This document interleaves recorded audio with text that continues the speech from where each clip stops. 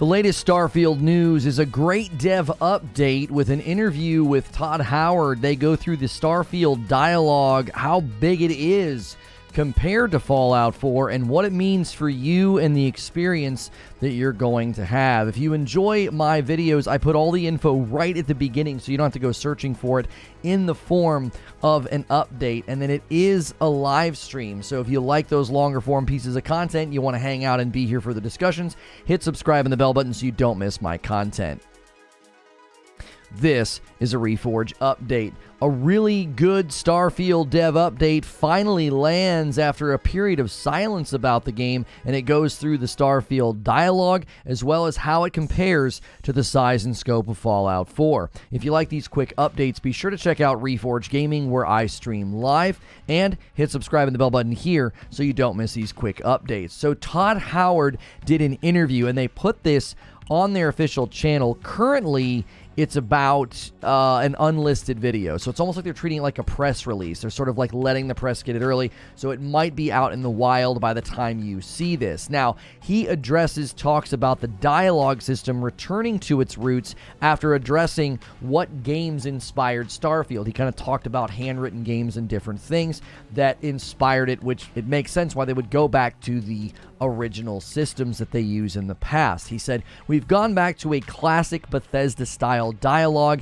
he explained in this interview. It means the player will be looking at the person speaking and responding with several unique options. Now, the very limited amount they showed us in the interview is well worth watching. I think it sounds great. The voice acting is good. The character detail is excellent. It really got me excited. We haven't seen much actual gameplay since that reveal in the summer, and this was just a small teeny slice. Now, there are way more options in this game when compared to previous titles. Howard revealed, according to thegamer.com, that Starfield has over 250,000 lines of dialogue and counting. That's more than twice the size of Fallout 4, and since the player character is silent, none of them are coming from the protagonist of the story.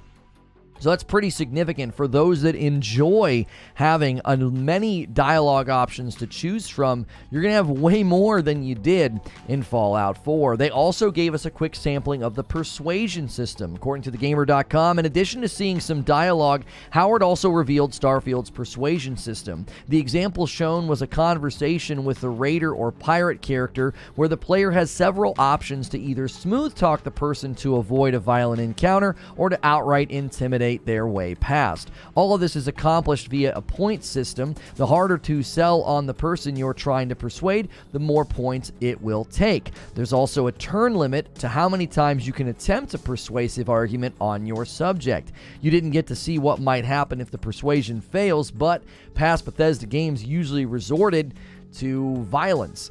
So they actually did this in the video. It's very short, but I think it looks excellent. It got me excited about the game. I'm sure people who enjoy investing in Persuasion should be pretty excited to see the way that it's working. They also discussed hard sci-fi. Now, this is a term I had actually not heard before. Hard sci-fi essentially refers to a game, video, or movie that sticks to the rules of science, not something where you sort of can, have space magic or, fantasy items. They're going to work sort of within those confines. Now, there are imagined creatures and species in the game, but we're not sort of seeing that met out in the way that you might in other games looking like a space fantasy. Howard discussed the game's tone in a new video, which answers a few questions about the game.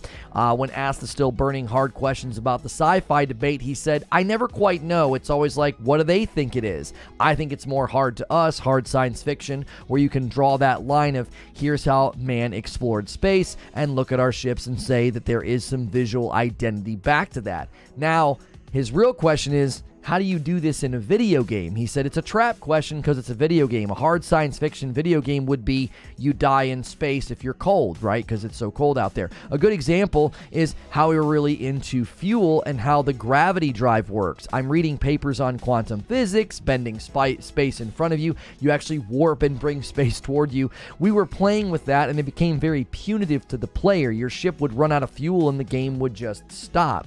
You just want to get back to what you're doing. So we changed change the way that you fuel in your ship will work. Your ship and the grav drive limits how far you can go at once, but it doesn't run out of fuel. Maybe there will be an update or a mod that allows that, but that's what we're doing now. I actually applaud this decision. You can go to the point where you go too far into the realism realm, and it can hurt gameplay. Nobody wants to be stranded without fuel just because you want it to be super hard sci-fi.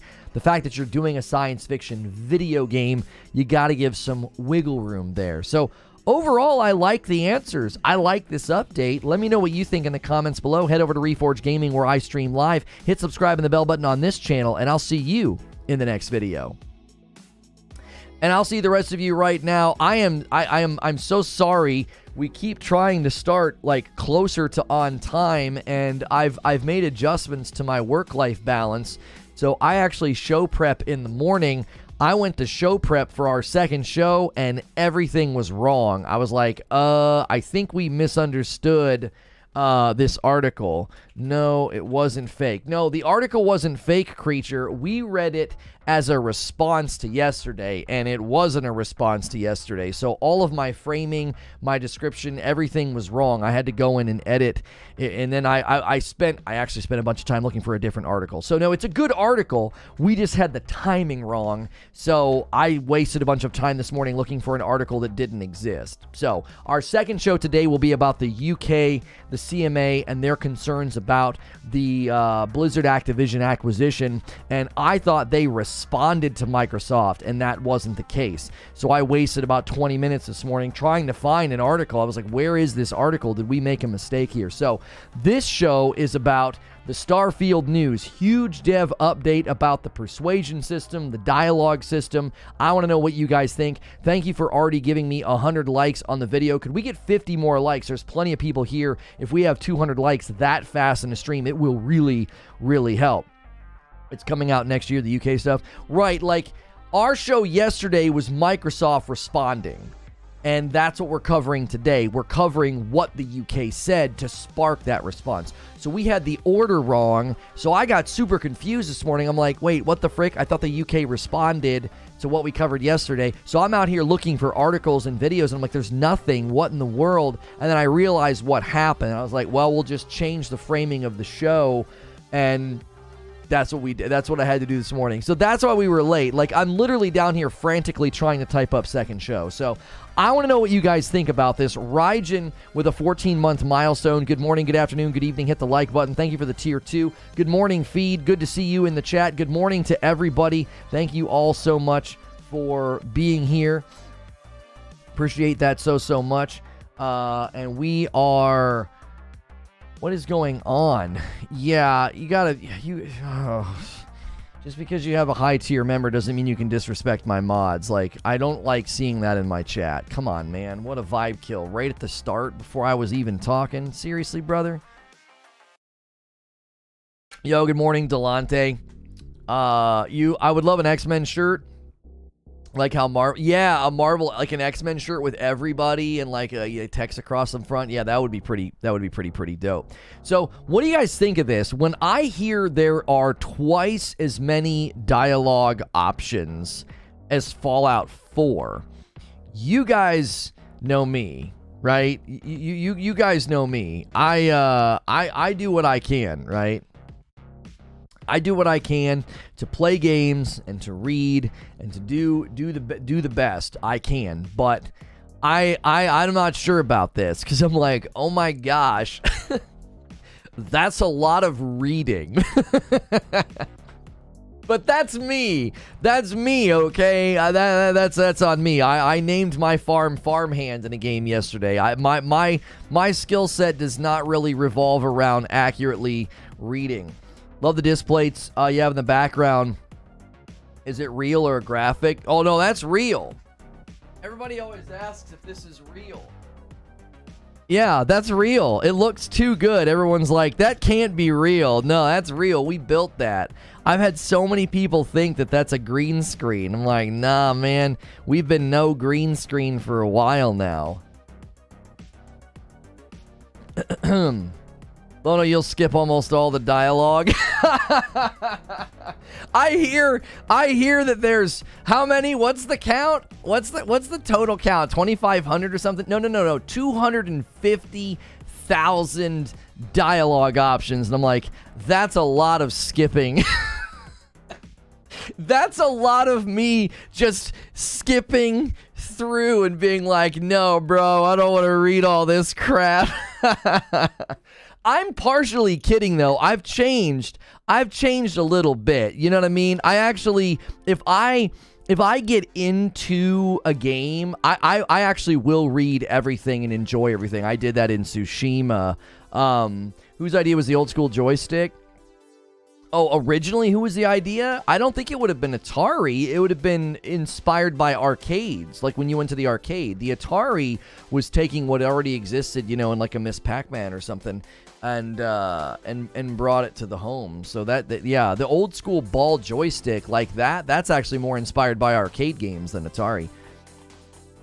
Yeah, the number of dialogue lines, like just for the visual. Thank you, Paul. Let me give you guys a visual of this, because it's pretty extreme. Okay, I mean this is a lot. This is a lot. I kind of want to show you guys the dialogue section too, where they show the persuasion system in action. But look at this. Look at this with me, okay?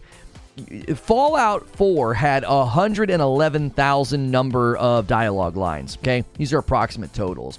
And they have over 252,000 in Starfield. Over 250,000 dialogue lines in Starfield, right? Now, some people see this and they absolutely salivate. I see it, I'm like, holy frickin' moly, right?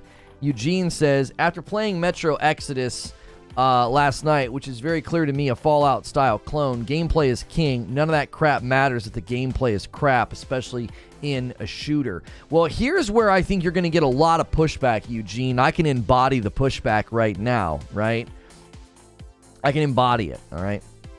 I don't think people play a game like this for really crisp gameplay. Now, the question will be, has the mindset of players shifted away from that?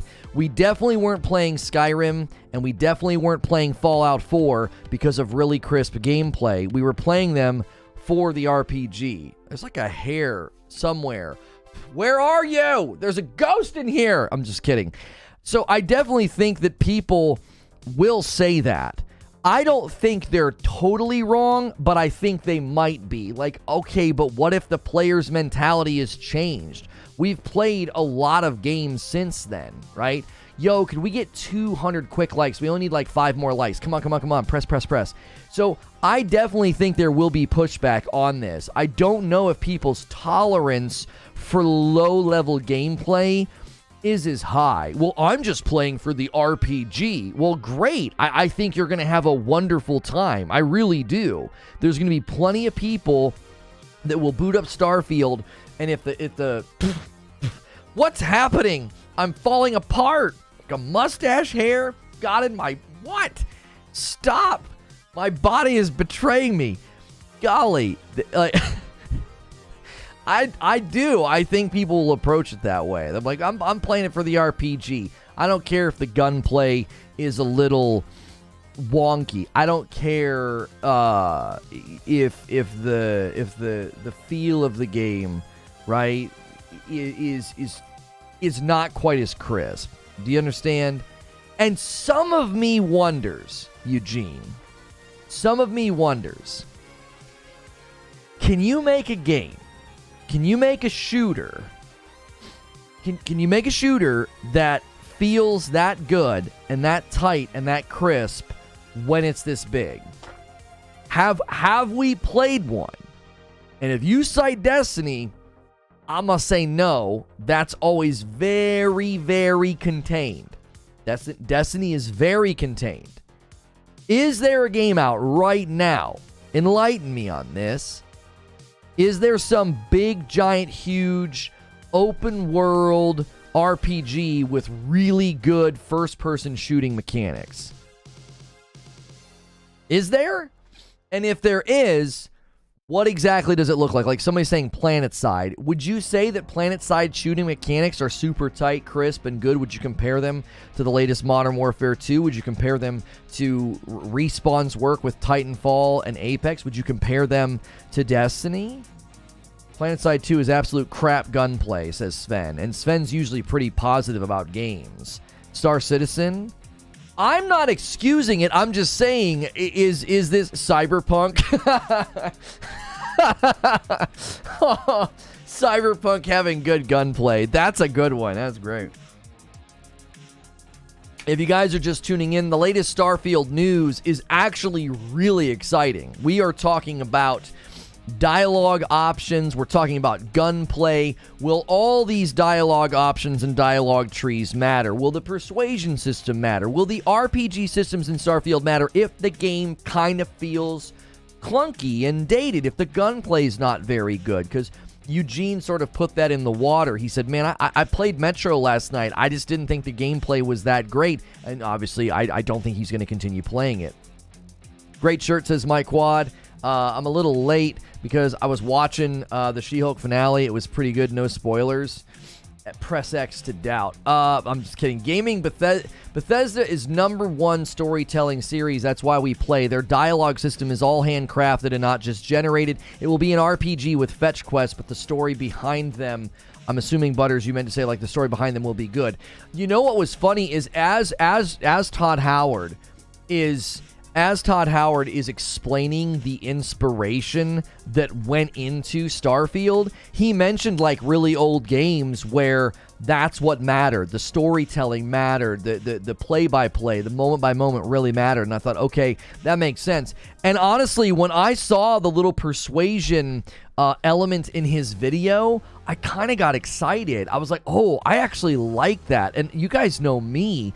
I am not that guy. I am not the dialogue guy. I'm not the guy that cares about that stuff. Let me see if I can pull it up and put it on screen. Okay. No, that's not it. That's not. Here we go. Right at the end. Boom. Okay. Let me get this framed up for you so you can see it. And I run a tight ship here, so I don't want any freaking player controls. There we go. So hang on. Let's get a freeze frame. Okay. So again, I think character design plays a huge role here, all right? I think the character design plays a huge role here. I think that looks fantastic as character design. I have been critical of this game's appearance and performance in the trailer, but I will say this. Their character design looks awesome. Like, look at the duct tape on this dude's helmet. Like, that looks dope. That looks real, okay? Starfield does not have a release date right now. There is no Starfield release date as of now. You guys can weigh in when you think it's going to get released. I actually think it's going to be late next year. I don't think they're going to hit the first half goal that they wanted to hit. If I can make a dude look like this, right, Raphael? Like, I want to look like that. I think that looks awesome. Now, on screen, we have Persuade. There's no treasure in my ship. Cut your losses before people get hurt. Attack. Time to make a settled systems a safer place. You're just going to shoot this guy. I don't suppose we can just agree to disagree, no hard feelings, right? So he chooses Persuade. And this guy's like, oh, no. All right, now then this pops up. Now you can see down here at the bottom, we have 3 turns for Persuasion, okay? And you can spend points. And you can see the points go up with the severity. You have it wrong. Constellations and Explorers group, they aren't treasure hunters. 3 points. Hey, if you want to trade ships, that sounds good to me. The Frontier creaks when it turns anyway. 4. I mean, if you want to embarrass yourself, go right ahead. 5. I just made it past your entire crew. You really want to try your luck against me? So that's like Persuasion combined with the threat, and you can see there the color system being used to show that, hey, that's like red level Persuasion, right? So that's going to cost you, it's going to cost you a lot of points, right? Are there any aliens? There are creatures, Enzian, that definitely are not native to the planet of Earth, right? So he goes here. I don't know. I can't remember what he picks in this video. So he picks that one. Now you'll see down here, it looks like he only had 4 total points to spend. That's likely resulting from his skill tree. So you'll notice See how down here he has 4 gray bars, all right? He has 4 gray bars, and he can spend up to 4. He decides to spend 3. That'll give him 1 more chance at a +1. So he spends his first turn, spends 3, and he says it. We'll listen to the audio here in a second, because I actually think the voice acting's really good. You guys want to hear the voice acting? Give me 1 second here. All right, here we go. All right, favorite speech persuasion system. You're not talking us out of this score. It feels like it's part of the dialogue, but you're spending points to persuade them. You willing to give up the ship? Just like that? It feels natural. I actually think that's really good. Like, I'm not being a hype man. I think that sounds really good. I think that sounds great. For just like a low-level interaction with some random person, I actually think it sounds really, really good. And it's like, it's just some guy you're talking to. Oh, is it the Drifter? It did sound a little bit like the Drifter. You give up the ship just like that? Well, bank those motes and summon a ship. Let's get out of here. You suck. Yeah. Bank those motes and summon a primeval. Yeah, this one here too. I want you guys to hear the voice acting here. Other good voice acting. You ready? Ready for this? All right, hang on. Let me get to the scene. I stopped my music. Here we go. Having a way with words might prove useful. Oh, doesn't that sound good? I'm not trying to be a hype man, but listen to this guy. Waiting you to get what I want. Having a way with words might prove useful. That's it. Oh, it sounds so good. That sounds so good. So deep and rumbly and excellent. Now, the guy's facial movement was a little awkward, but the character detail and the voices sound really, really good. You know what I'm saying? Definitely. Lono should get into voice acting. I've had people tell me that before. I do a lot of voices for my kids when I read books. They actually sometimes tell me, they're like, I was listening to the audiobook today. They're like, the voices aren't as good as yours. That always makes me feel good. They're like, they don't do the voices right, Papa. I'm like, man, sorry, sorry about that. Hey, somebody's Reforge Rose subscription just renewed. Thank you so much, James. We appreciate you so much. Let's see here. There we go. Let me close that. Yeah, so I really, really think this is a good update. I think this is probably... listen, I know we're a little starved for Starfield news, but this stuff looked really good to me. I was like, okay, y'all are building really good systems here. This sounds good. It sounds promising, and the voice acting seems like it's going to really support the immersion into dialogue. Right? You know what I'm saying? Wasn't too bad at all for an on-spot Drifter impression. I used to do Drifter all the time back in the day.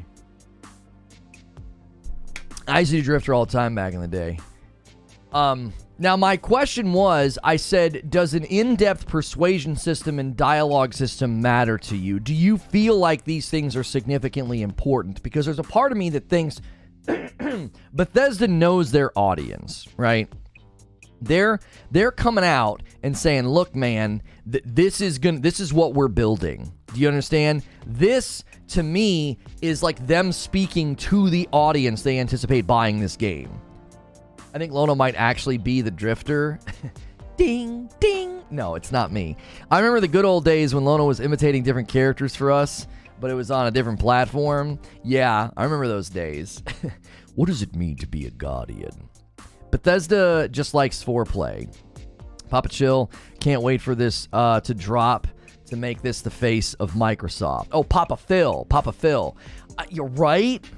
Do you think this dialogue can carry the game over the gameplay footage that we saw earlier this year? Silent Warrior, that is the debate. That's the debate, is it not? It's like, hey, the gameplay doesn't look so hot, but the dialogue looks incredible. The systems sound really, really good. That's what Eugene brought up this morning. He said, look, man, gameplay is king. And if the gameplay feels rough and the gunplay feels rough, I don't care about any of this. Derek says, the hard sci-fi bit sounds good to me. Makes me think Arthur C. Clarke or Michael Crichton. Speculative but possible in somewhat strict sense. Horizon Zero Dawn was kind of hard, and I love that about it. Yeah, it was almost like they wanted to build the background of the world that spawned Horizon Forbidden West and Zero Dawn. I agree with you. It was like very light on sci-fi.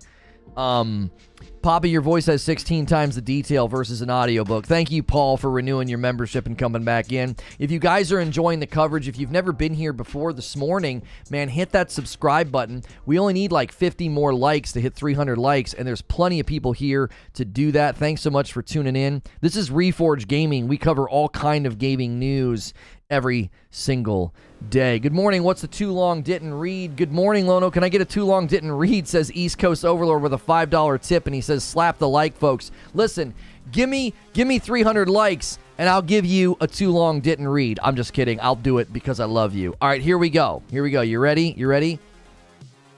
Right now, the latest Starfield news comes in the form of a dev update. The Starfield dev update, it's hilarious to me. I need to show this to you. This video is unlisted. It has 61,000 views. Imagine having that level of interest in your game that an unlisted video is got 61,000 views because you put it in a couple of articles, right? So the latest thing that came out is an interview with Todd Howard, and what he outlined was multiple things.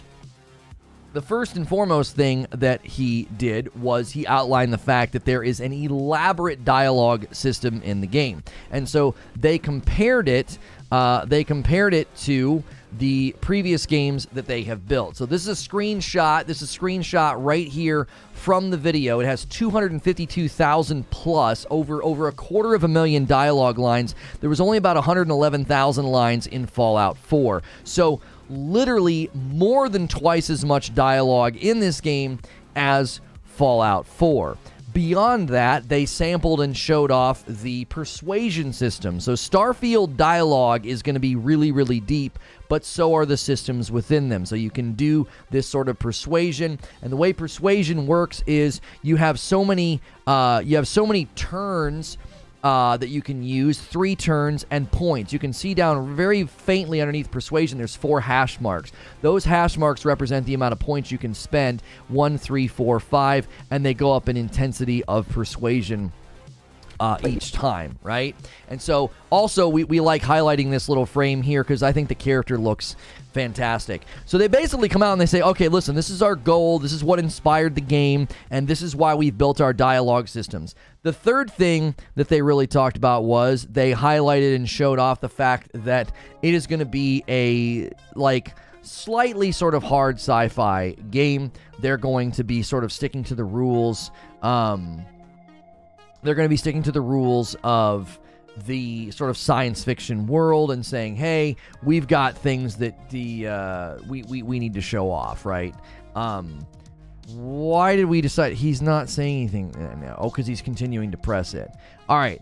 Swag Lord, listen, I've tried to ignore this because it's me having to address it in the first 10 or 20 minutes of my show is super disruptive. But now you're making Papa come down, and now I got to talk and do housekeeping, which is extremely frustrating. This is it. I'm unhiding you.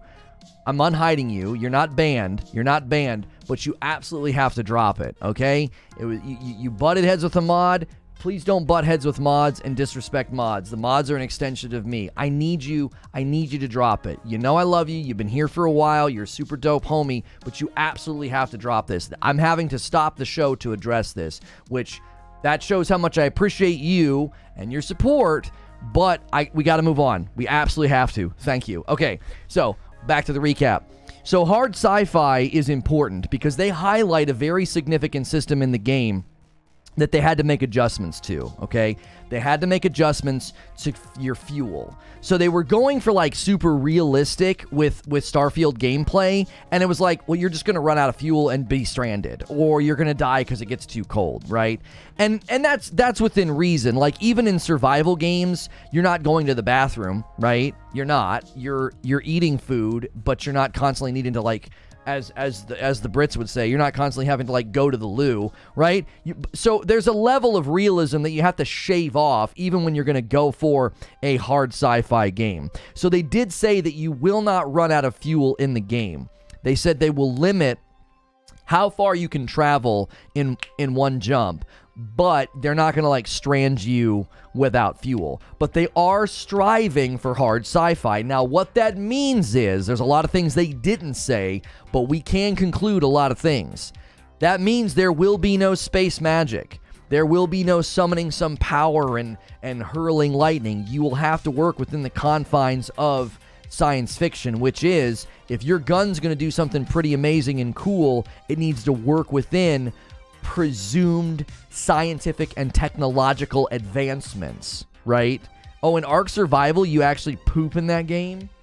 You mean Christmas. That's fantastic. Do you pee as well? My kids would love that. That's all they would do. If my kids played Ark Survival, that there would just be mounds of poop everywhere. No going to the bathroom. I always leave a toilet in my settlements when I'm scrapping everything else. Well, yeah, you need that. You need that. That there would just be 100%. That's what would happen. Starfield's vision of sci-fi is based on reality with help from Elon Musk. Right, so they're anticipating scientific advancements that will allow us to see the stars and travel. Can we get 16 more likes on the video? Really strong start this morning. Thank you so much for being here. If you've never been here before, or if you're a returning subscriber, we appreciate it so much. We've really been enjoying covering Starfield. I've gotten kind of a bad rap on Starfield because I have been kind of critical of some of the problems in the trailer that they revealed. It was like, oh golly, what's going on?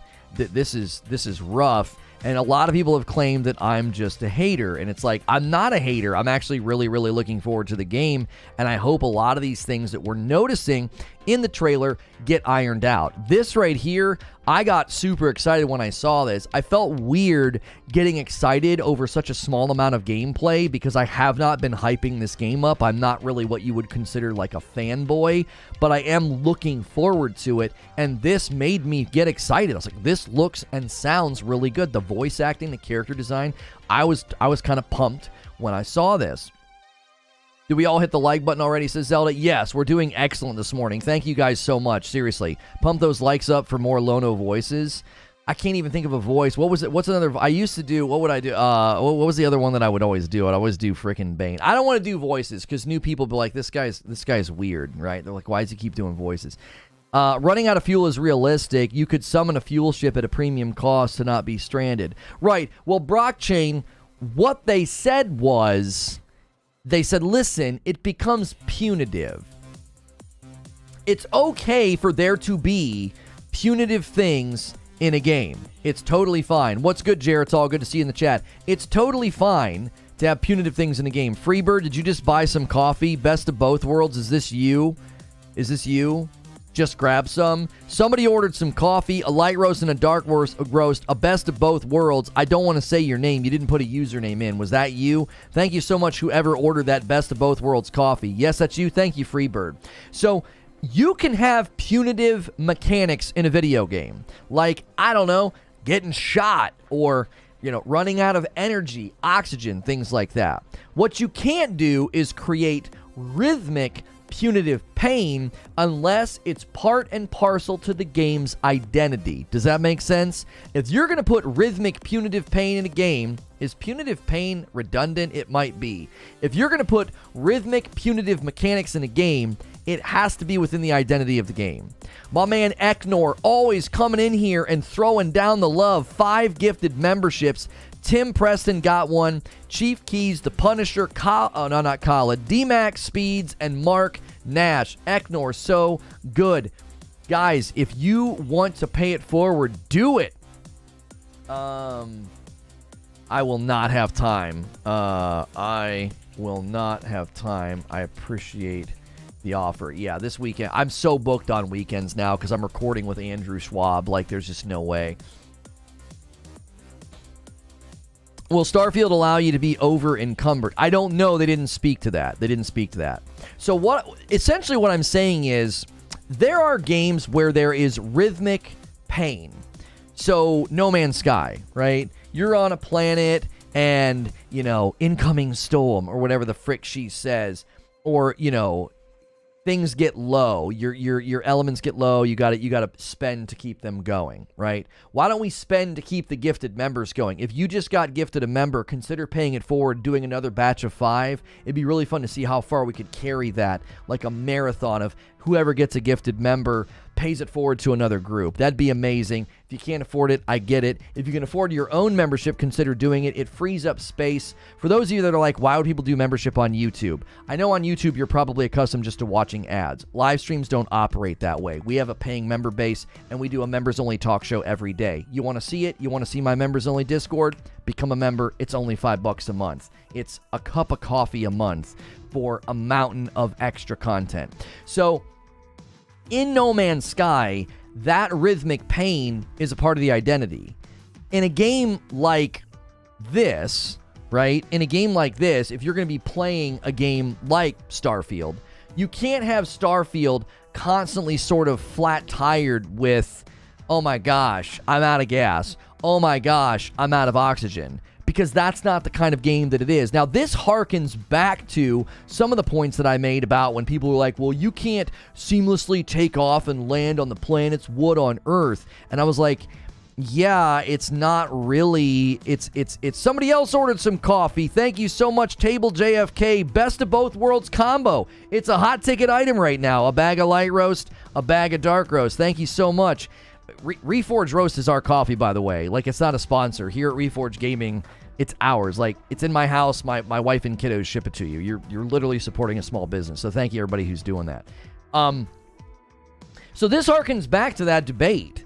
Do you need to be able to take off and land from a planet? Do you need to be able to just fly around forever in outer space? And I always said, no, I don't think you do. I don't think that is fundamentally important to the game, because this is a space RPG, not a space exploration simulator game. It's not a space exploration survival game. Coffee subscription, bag a month, however many you need, Freebird. If you do a coffee subscription, you can determine the number of bags you want to order every 30 days.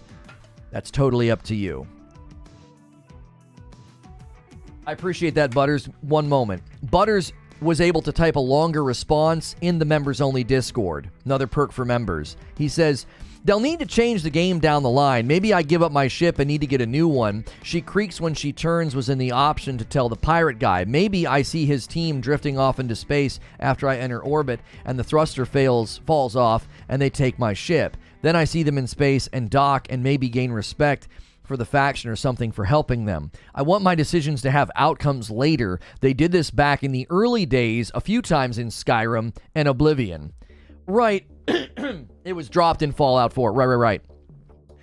What about this Frickmas blend? You're not going to be able to order the Frickmas blend until like halfway through November. So if you're holding out, you might as well order some coffee now while you wait.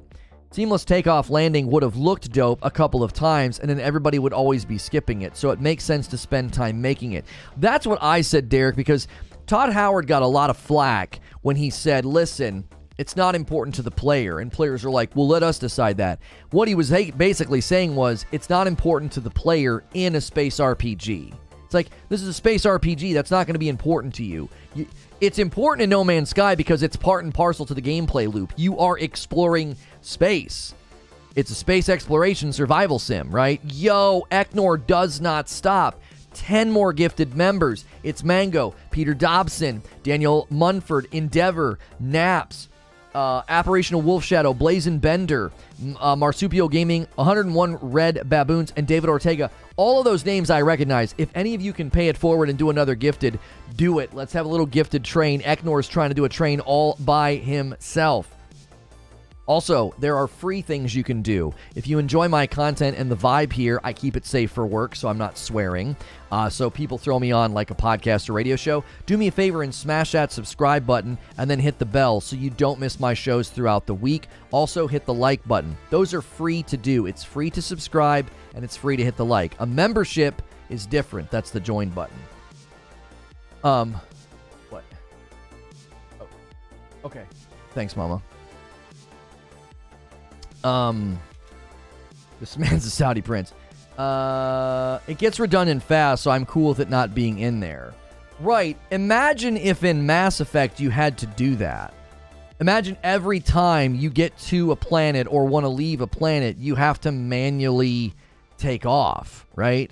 Kent says, I used to watch you on the purple platform. I appreciate you finding me here. Thank you so much. We've been streaming over here on YouTube for 2 years. We've been on this smaller channel that we've grown to a medium-sized channel for about a year. Yo, my man Dre Power's going to pay it forward and keep the gifteds going. There it is. Nightman, Nara Kappa, Ghostface, Fancy Man, and Something Stubby. I love seeing names like Ghostface, Something Stubby, Nara Kappa. I love seeing those names. I recognize those names. Thank you so much, Dre Power, for paying it forward, keeping it going.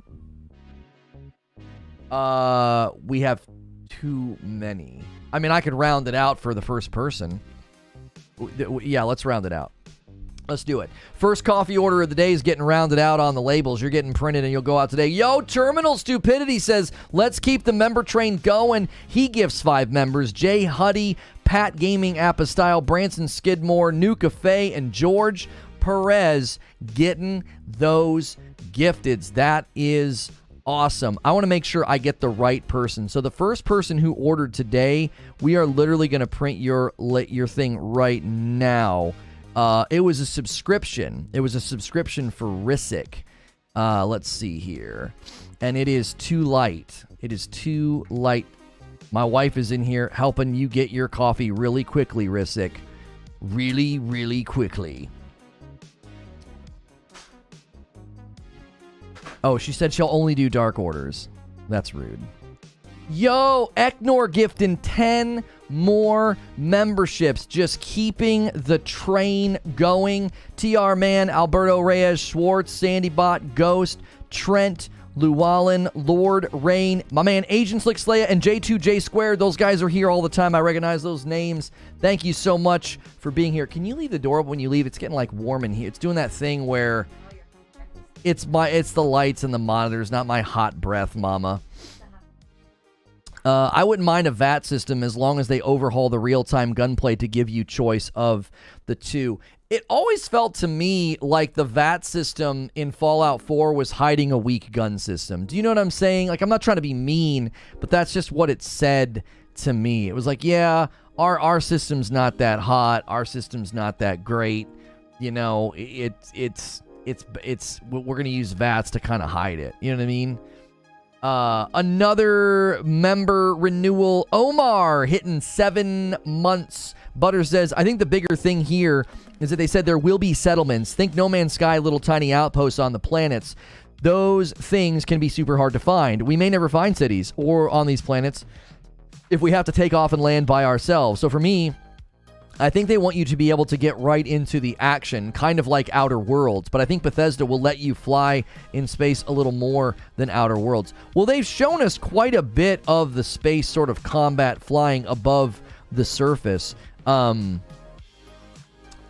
I actually, hang on, another coffee order came through. Uptown Raider did a Best of Both Worlds bundle. Guys, thank you so much for supporting Reforge Roast. That's so awesome to see. I swear these are new names ordering that I've not seen before. If you've ordered coffee before, I'm sorry I don't remember.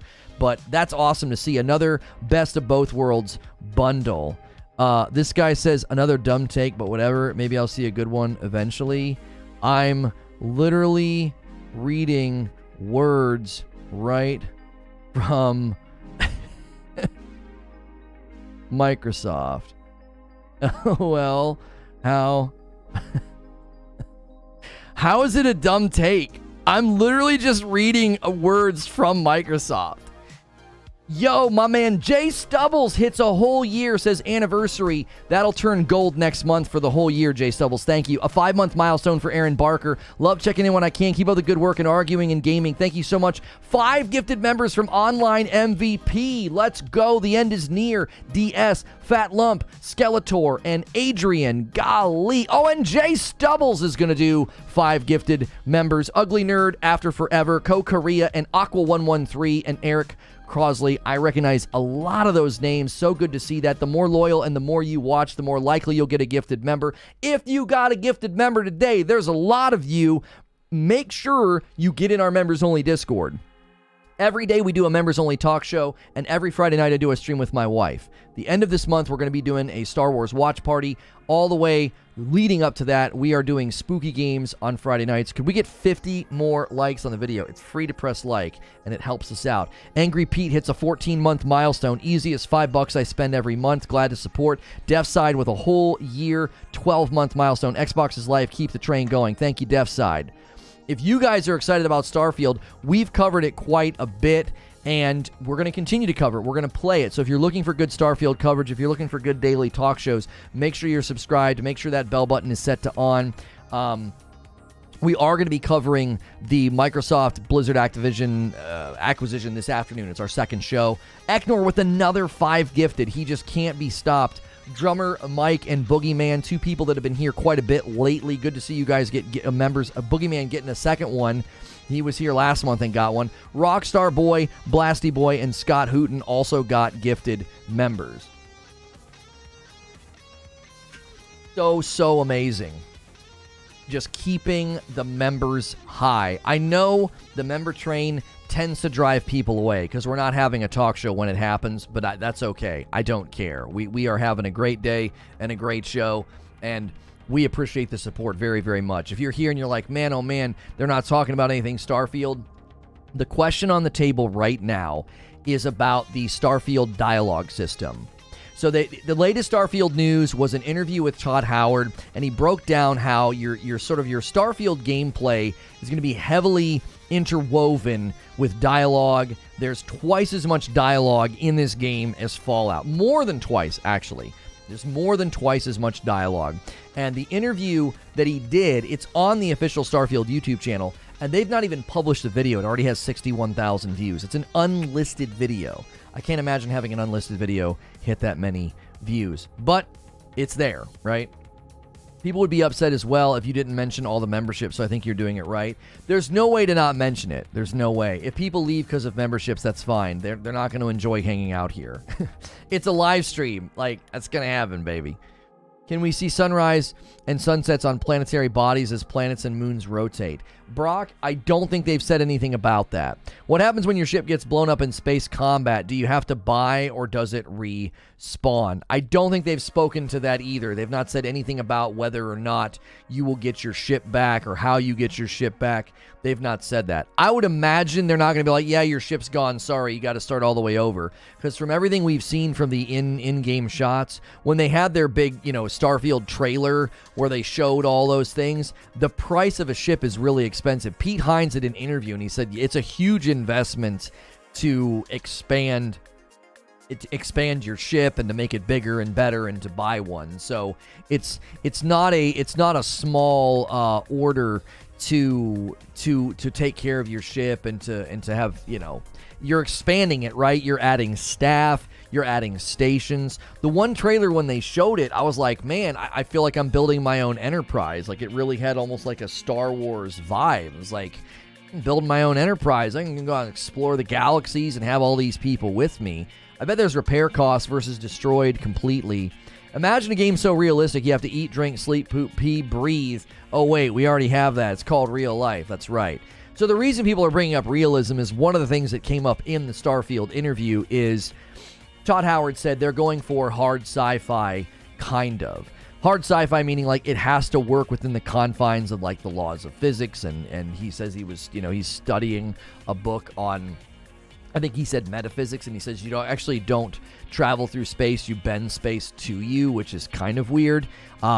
So they were looking at that, and basically they were like, you can't really run out of fuel. That's too punitive, so they did make adjustments there. Swade says, while Vats was likely a dev crutch, I also thought it was a callback to the tactical nature of combat in 1 and 2. Right. Scott says, I just found your channel back when Ubisoft Forward took place, and I instantly subbed. Your interaction with Chad is outstanding, and I really appreciate it. Well, thanks so much, Scott. I'm really glad you've enjoyed the content since then, and that you got a gifted member. And Drummer Mike decides to pay it forward. He got a gifted membership not moments ago, and he's deciding to pay it forward and do his own batch of gifted members. Alexander, Salvaneth, Karma, Rebus, B. Vargas, Michael, Claw Killer, Carlo, Dashra, and Sauron Grant. You guys all got gifted memberships. memberships, be sure you get in our Discord. It's for members only, and it'll enable you to not miss out on the daily members-only content. If you're just tuning in, we've been covering the latest Starfield news. It was a dev update, and it's covering everything from the dialogue depth. So there is Starfield dialogue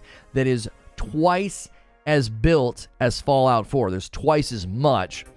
They also showed the Persuasion system.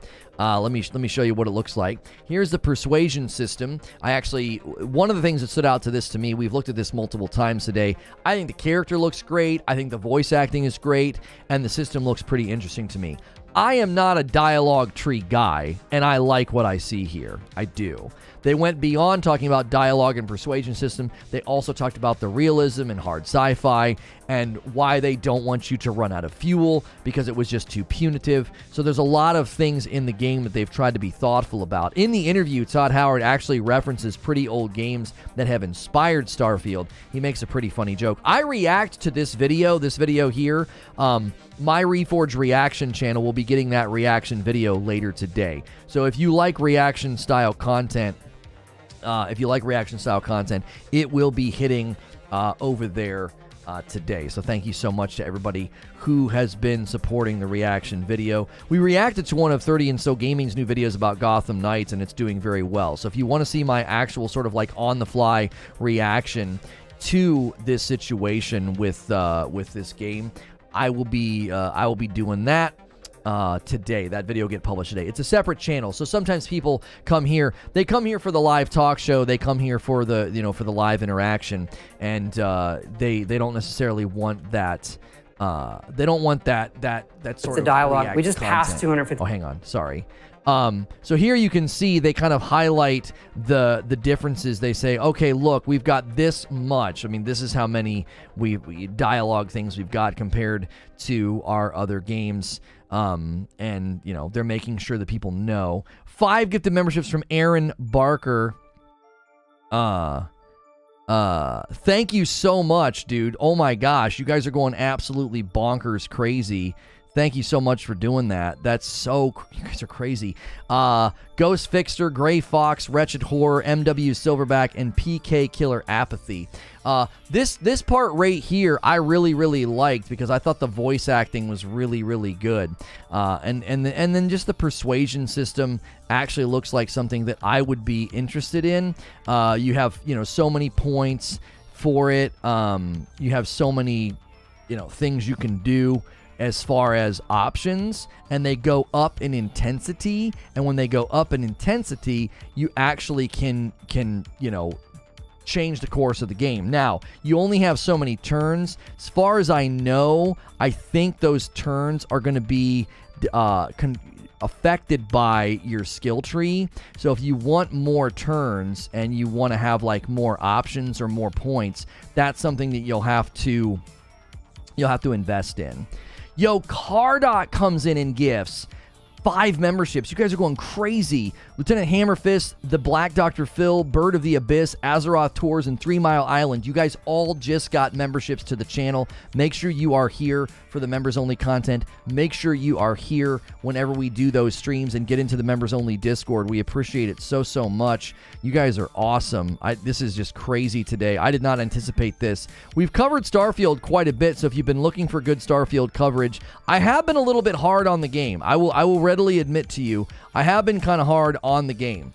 The Starfield gameplay reveal that they did, I think there's some performance issues in that. I am concerned and worried, but this interview with Todd Howard and the dialogue stuff and the persuasion stuff, I think is really, really encouraging. Let's throw out a discussion question. While I'm throwing out the discussion question, could I get 30 more likes on the video? Let's hit 400 likes out of 500 people here. I'm curious what you think about it having twice as much dialogue as Fallout 4. Does that sound good or bad, and why? What do you think? Good or bad, right? And why? That's the question. Does it sound good or bad? Twice as much dialogue as Fallout 4. So when you look at Starfield dialogue, that's how much is going to be in the game. Yo, Eknor with another 5 gifted. Blind Spruce, Godson, Gary Dunlap, Nathan C., Icebreaker. Boom, boom, boom. All of y'all getting those members. Icebreaker, what's up? Cheeks. Yo, what's good? Dwayne Foy, how are you, my friend? I mean, we can be worried about performance issues, but back then, it was still about a year away from release. I hope those would be mostly fixed by release. I agree, Tony. I have my concerns about this game's development. I have my concerns about Starfield gameplay. I do. It's like, come on, man. Drummer Mike is doing more than paying it forward. He is jumping in again and gifting 5 membership. This train is bonkers. Bernard Miller, Mihai Zop, I am Skolos. That's an OG person right there. That's from the old days. James the Human and Alexander Smith. You guys all just got members. If you got a membership today, man, get in the members only Discord. It is there for you. It sounds good, says Dave, answering the discussion question. He says it sounds good because the replies to your choices will all be different, unlike in Fallout 4, where sometimes you would choose different choices but get the same reply from the NPC. Yeah, I think I agree with that. I think one of the natures that makes games like this feel dynamic and it makes the gameplay feel emergent is when you want it to feel like, oh wow, this is real. I really had an impact there. But if you choose like one of 3 choices and they don't say anything different, or you don't feel like your gameplay changed at all compared to your friends, right? It makes sense. It's like, yeah, this could have been better. This could have been different. I definitely agree with that. I think that you want that to feel genuine, organic, authentic. It needs to like almost emerge from your choices and emerge from everything put before you. Drummer Mike with 5 gifted members. More from Drummer Mike. Drummer Mike's having a competition now with Eknor. Apparently, they're seeing who can do the most, I guess. Primordial, Quandle Dingle. Hey, Balex, good to see you. Riley Collins and Chase Hayden. Good to see all y'all. I like seeing names I recognize. I remember when Balex, I think you started hanging out during a Hogwarts stream. Good to see y'all. Welcome back. Glad to see you getting members. Blind Spruce says, how many members watch live right now? I don't know. We have a lot of people here, close to 500. We need 14 more likes as well. Those like milestones are huge and they're free. So the question on the table is, how many people think it's good or bad with this many dialogue choices? Twice as many as Fallout 4. After watching your videos, I feel like between you, Angry Centaur Gaming, ACG, Skill Up, and Young, I'll be able to make the most educated decision about the games that are worth buying. Well, I appreciate that, Scott. You're putting me up there with some very, very good YouTubers. ACG, Skill Up, and Young, I like those guys a lot. I usually agree with them. I reacted to a Skill Up video and a Young video over on my reaction channel. Unvoiced Protagonist seems outdated. So what do you guys think about that? That's a common complaint, but also a common preference. Ghostface says, not having a voice protagonist, it just seems outdated. Like, why would you not let me hear my own voice? Why would I not have a voice? I'm literally, like, right here. It's like, I'm literally clicking and picking dialogue choices. Why would you not give me the option to have this, this voice in the game? I don't really care that much, but I'm curious what you guys think. Mike says, I think it's kind of neutral because we don't know how repeatable conversations, so if we only hear a few of what's possible per interaction, it's awesome that there's that many options, though. 5 more gifted members. The Cisco says, let's keep the gifted train going. Holy frickin' moly. Chris Lethal, Raffle, MJ, Dustin, my dudes, and Caitlin, you guys all got gifted members. Welcome. I see Caitlin, I immediately think of Amaranth. We got to book an interview with her. Your voice is your voice. Just read it out loud. Eknor with 10 more. Eknor cannot be stopped. Eknor cannot be stopped. Mark King, Mystified, Toothless the Night Fury, Leo Lion, Sniggity Snags, Vax, Octasy, Sam Mudd, Nation, Lewis, Pac-Man on a Bike. I know some of those names. Some of those names are old names from the old days. Welcome on in. Enjoy your new membership. Be sure you get in that members-only Discord. We love to grow that community in there. Dave says, unvoiced is better because we can read the dialogue how we want. You can have 5 people read those choices and they will read them different. Plus, we are playing as ourselves, not as the character. Do you know what? This is why I think I'm okay with having an unvoiced protagonist. Do you want to know why? I'll tell you why. I've played so many games where I'll pick that one there, right there. It says, hey, if you want to trade ships, that sounds good to me. The frontier creaks when it turns anyway. And then the voice actor says, I mean, if you want to trade ships, I'm cool with that. It's like, that's not what I picked, right? When the voice doesn't line up with what I picked, like it embodies it, but it's not word for word, that always frustrates me. I'm like, that's not what I picked. I wanted you to say, hey, if you want to trade ships, that sounds good to me. The frontier creaks when it turns anyway. Like, I want the actual line to be read and not summarized. Do you know what I'm saying? Suede says, if the character creation is as deep as advertised, I'd rather it be unvoiced instead of picking from a handful of voices. I actually think that's a good point, because the level of character customization, if you guys haven't seen the Starfield character creation, if you haven't seen that, it's super hard, I think, to have that level of depth in creation and then 7 voices? Like, how many people are you going to pay to record? Think about the fact that they said there's 250-something thousand voice lines or dialogue in the game. Think about how much that is if all of those have to be voiced. You know what I mean? Did they delay Starfield? Yeah, Starfield's not coming out until sometimes next year, and we don't even know the date. There is no voice for main characters. There is no voice main characters. What are you talking about? The main characters talk. You go up to them and they say stuff. They've already shown that. What do you mean, Butters? I don't want to put my own interpretation on the story. The tone intended by the writers, shown by the player's voice in the game, impacts the story. But you do want to put your own interpretation on the story, Abe. You're crafting your own story. You don't want to hear what the writers intend. You're choosing what your character does. You're making your own story. That's the point. Reforge Link from The Legend of Zelda is a silent protagonist. Very good point, Dwayne.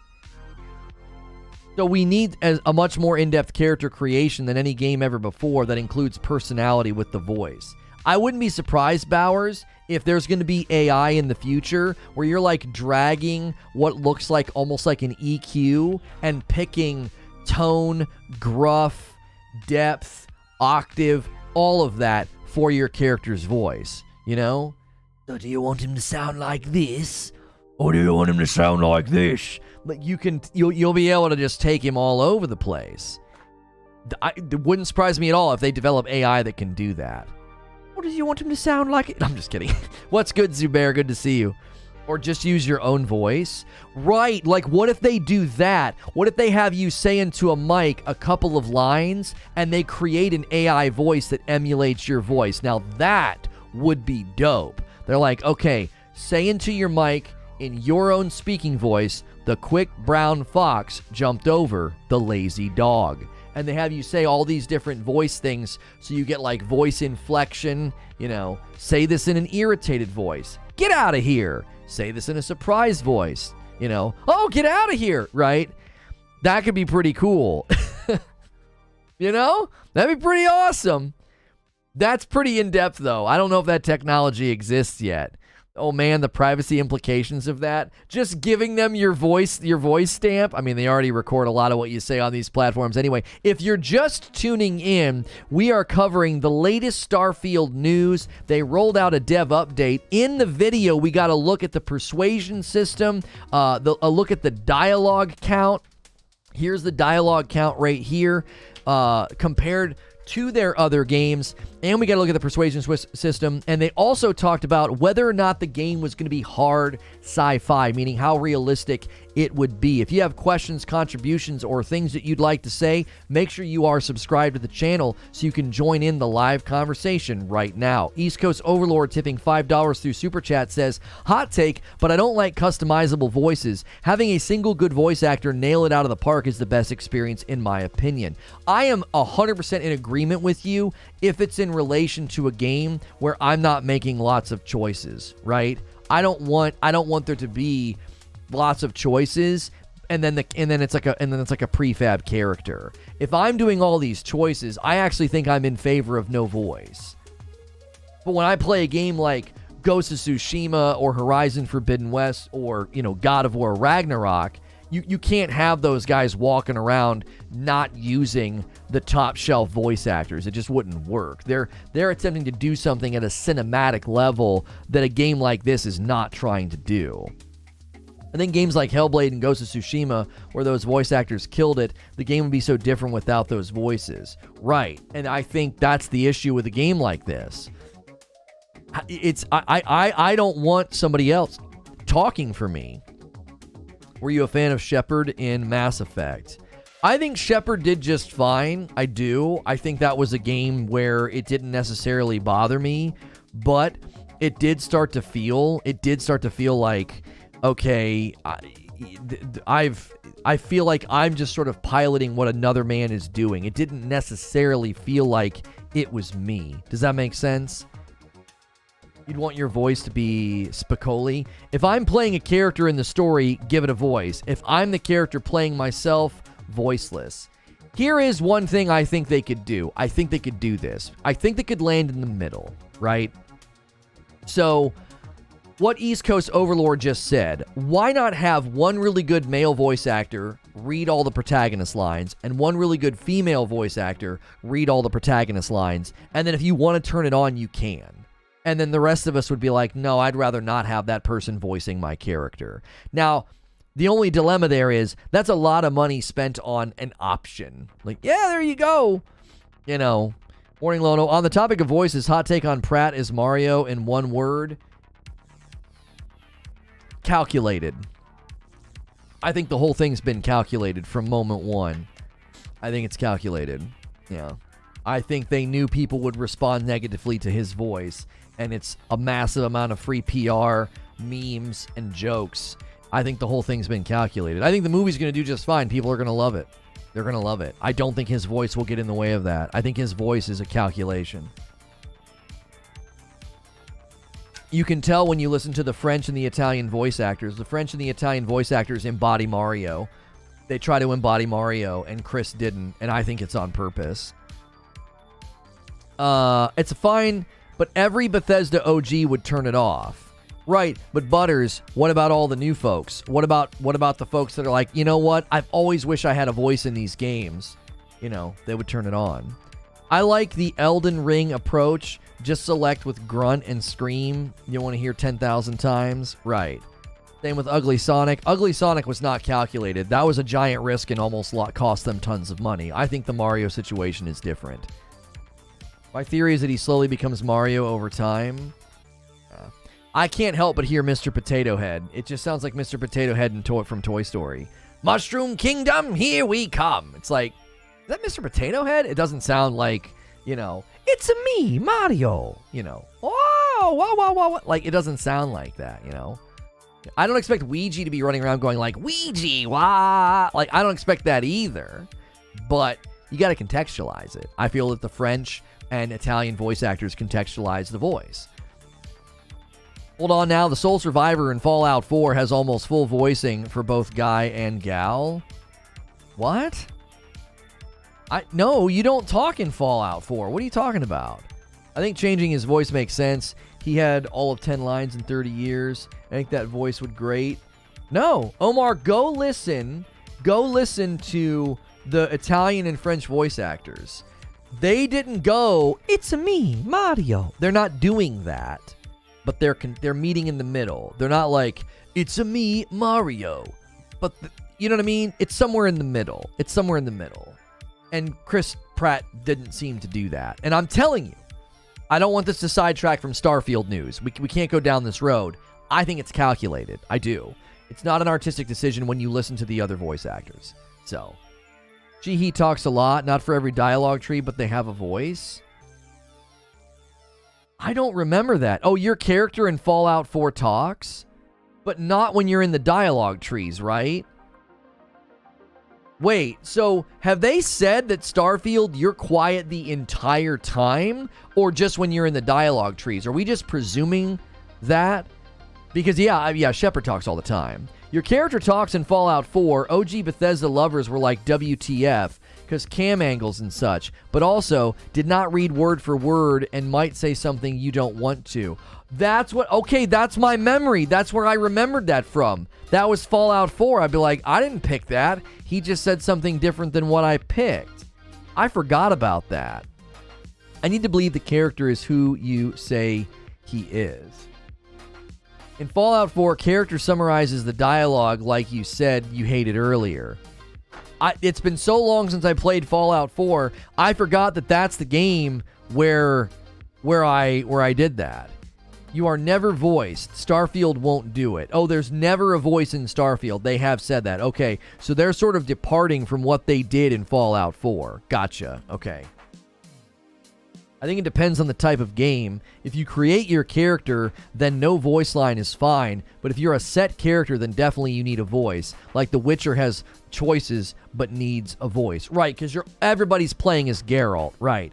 Freddie Jackson with a $5 tip through Super Chat. Good morning, everyone. Hope you're having a great day. I hope Starfield's going to be awesome. Can't wait to play it. The latest Starfield news, I think this Starfield dev update is really encouraging. I really, really do.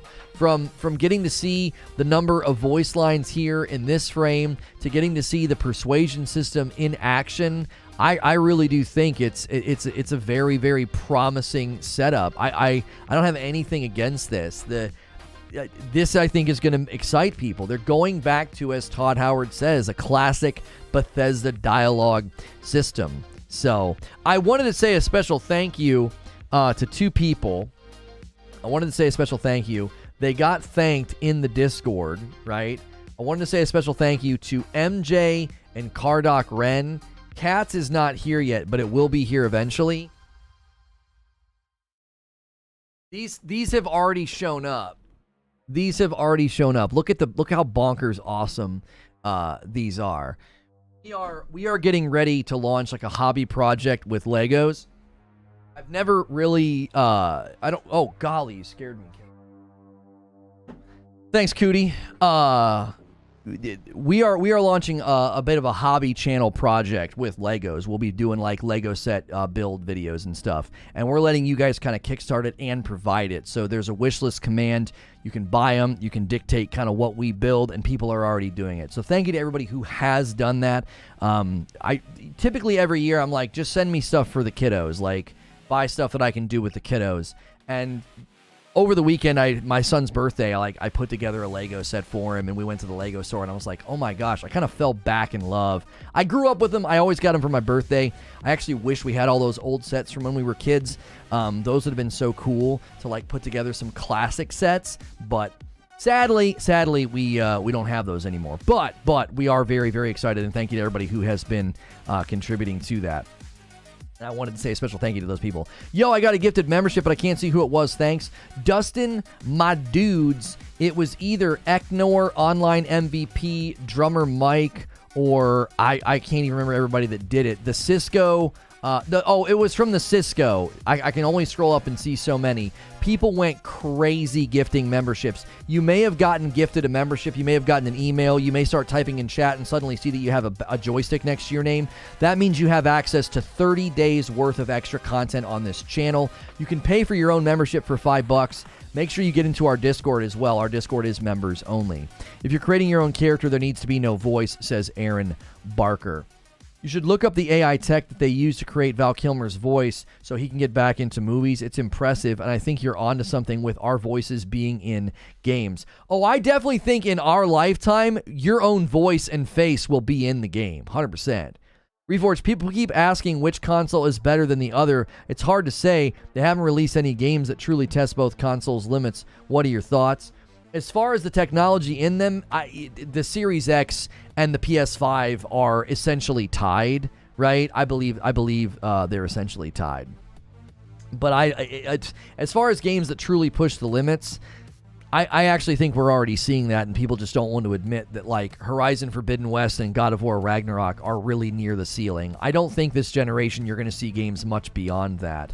I don't think Starfield is necessarily pushing the limits because they're using an older engine. I think they're pushing the limits of their engine. I know it's Creation Engine 2, but it's still the same engine updated that they've used previously. So I don't necessarily know if Starfield gameplay is going to be some barrier-breaking game. I do think one of the things we've talked about and speculated here is that I'm concerned about Starfield's performance on the Series S. I actually think that's one of the reasons for the delay. I am very worried that the headlines for Starfield are going to be completely sullied and damaged by how poorly the game runs on the Series S.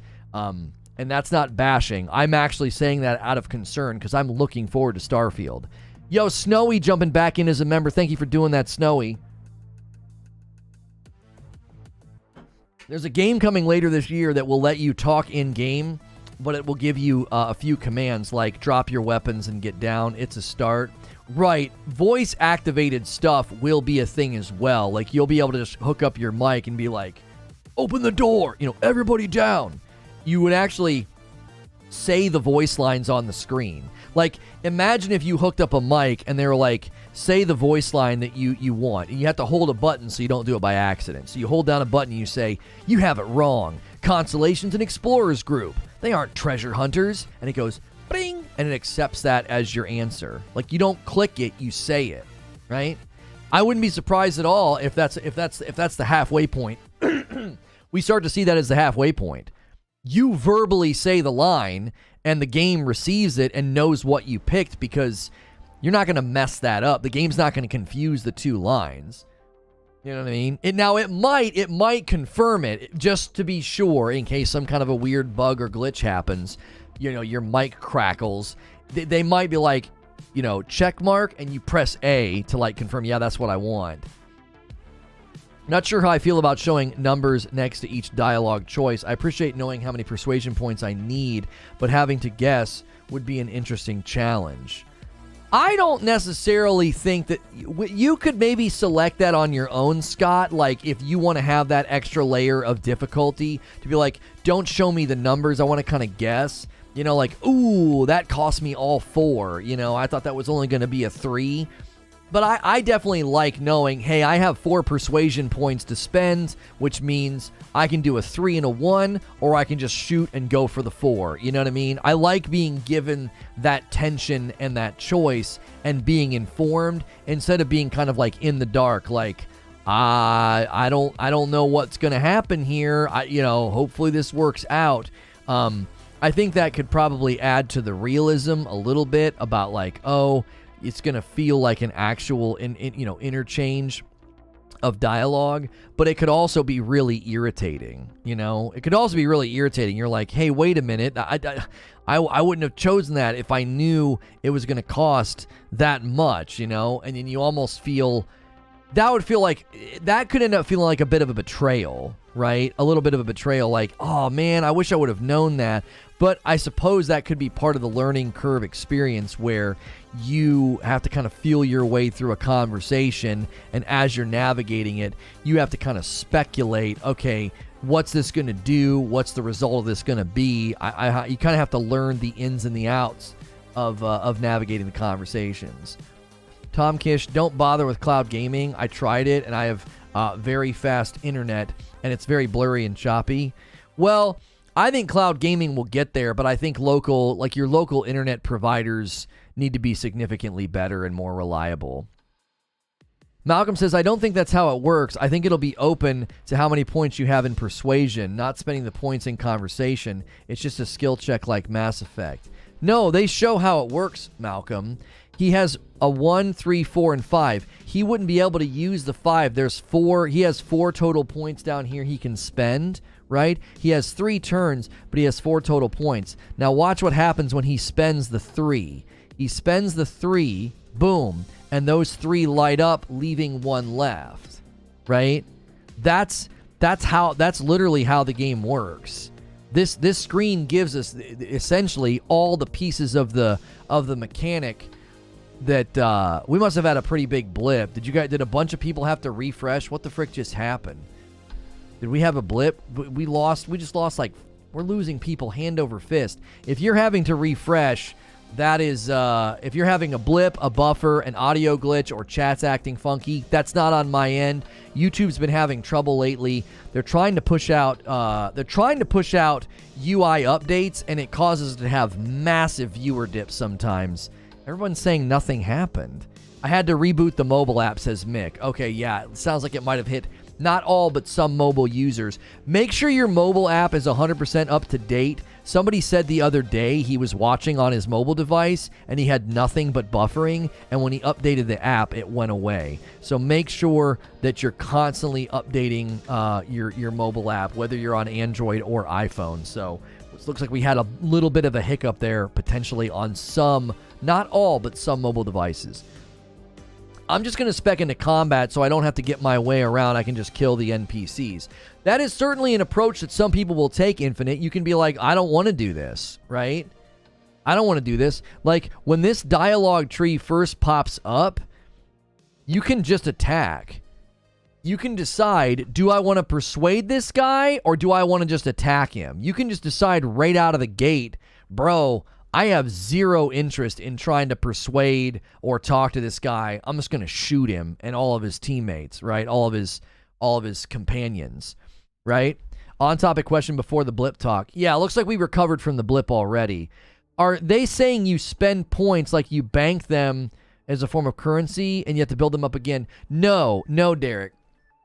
So as soon as he picks persuade, right, it sets up what amounts to a mini game. And you come to the mini game with a number of turns and a number of points. The number of turns is probably preset, but the number of points that you have is set by your skills that you've invested in. So some people would get to this screen and only have 2 persuasion points to use, or only 3. Somebody might have 5 or 6, depending on how they've spec'd themselves out, right? So you're not banking the points. It's like you're entering a fight and you can swing your axe 5 times. I enter the same fight and I can only swing my axe 3 times. It's basically like a classic on-paper RPG system where your character comes to the interchange with so much persuasion, which means you can spend so many points per persuasion attempt, right? So you have like a charisma stat that determines your RNG roll for persuasion. That's what I expected. I don't even know if it's an RNG roll, Derek. I think you enter every persuasion attempt with that number of points because that's what you've spec'd into. Does that make sense? It's like, it's not, I don't think it's RNG. Now, these numbers here, I think these are going to be preset as well. I don't think the 1, 3, 4, and 5 is RNG. I think they determine, no, this is going to cost you 5. If you want to do this, if you want to threaten the guy, because this is a strong persuasion. You're threatening him. Like, I just made it past your entire crew. You really want to try your luck against me? You're threatening him. That's a 5. This whoever spec'd here can't even afford that one. Excellent explanation. Thank you.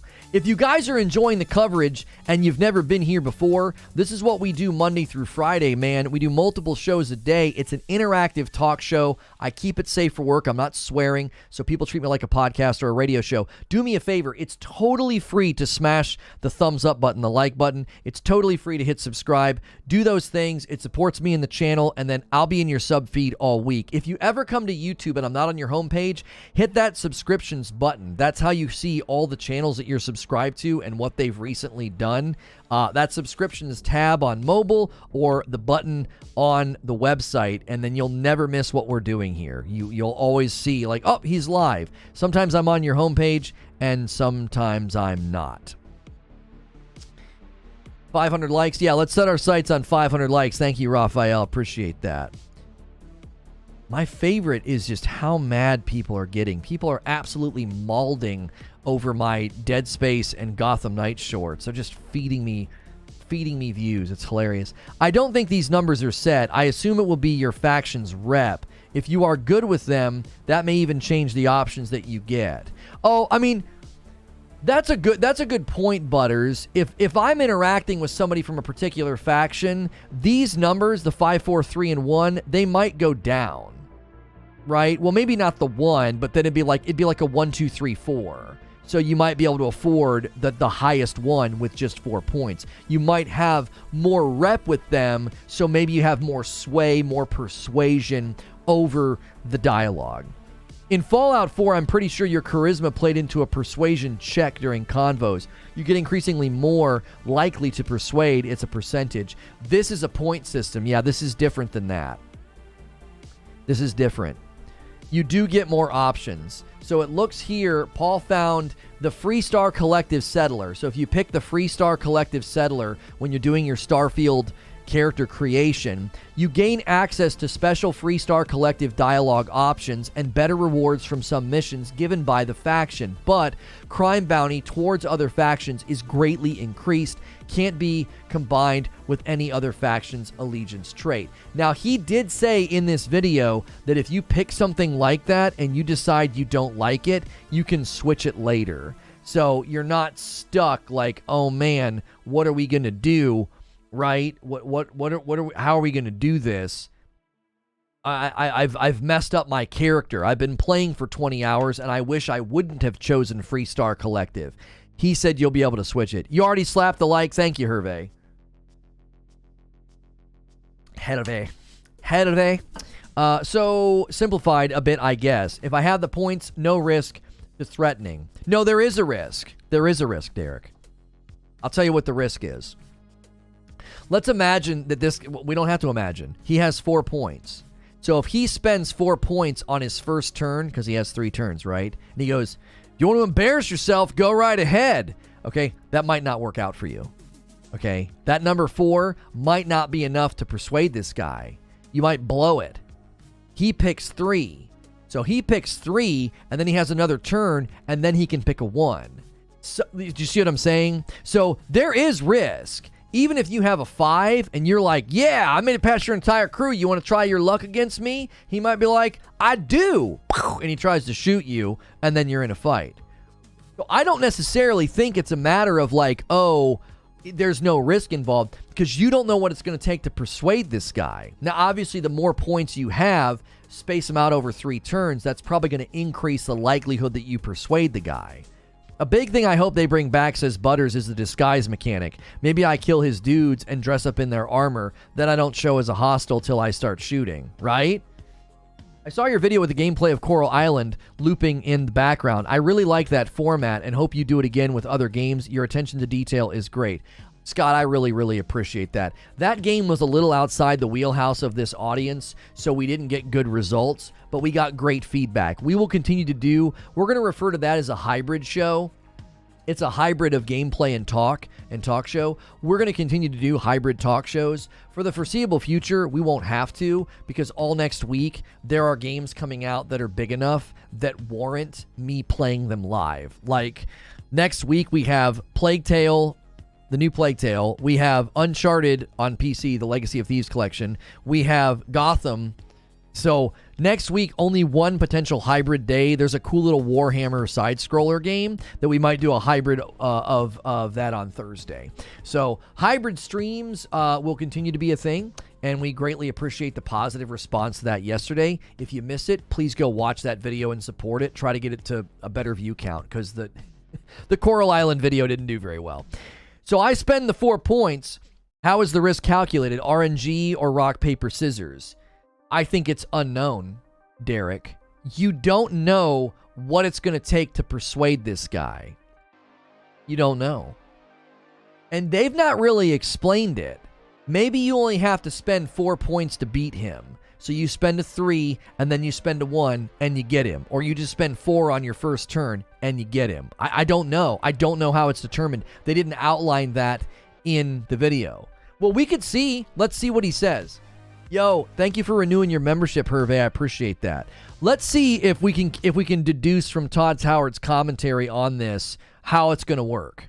A lot of dialogue, but we've gone through it and the impact is really there. And that includes my favorite speech persuasion system. You're not talking us out of this score. It feels like it's part of the dialogue, but you're spending points to persuade them. You willing to give up the ship? Just like that? It feels natural, not like I've entered some other mode where we're not I'm not doing regular dialogue. It's just I'm in this mode of persuading you to get what I want. Having a way with words might prove useful. That's it. That's all the questions that I had for today. Yeah, this has been great. You know, everybody. Prove useful. Okay. So that, yeah, that doesn't answer any questions. Unfortunately, that doesn't answer any questions. So I don't know. He doesn't necessarily explain. He says you're spending points, but he doesn't exactly say how the system will work, right? There's a colored bar on the side. I don't know if they went over that. Well, the colored bar is just showing you the increase in intensity, right? So green is, you have it wrong. Constellation is an explorers group. They aren't treasure hunters. So you're trying to deflect and be like, look, there's no treasure here, buddy. And you could do 4 number 1s if you want. Now, as the dialogue continues, number 1s might not become available to you, right? So we don't know.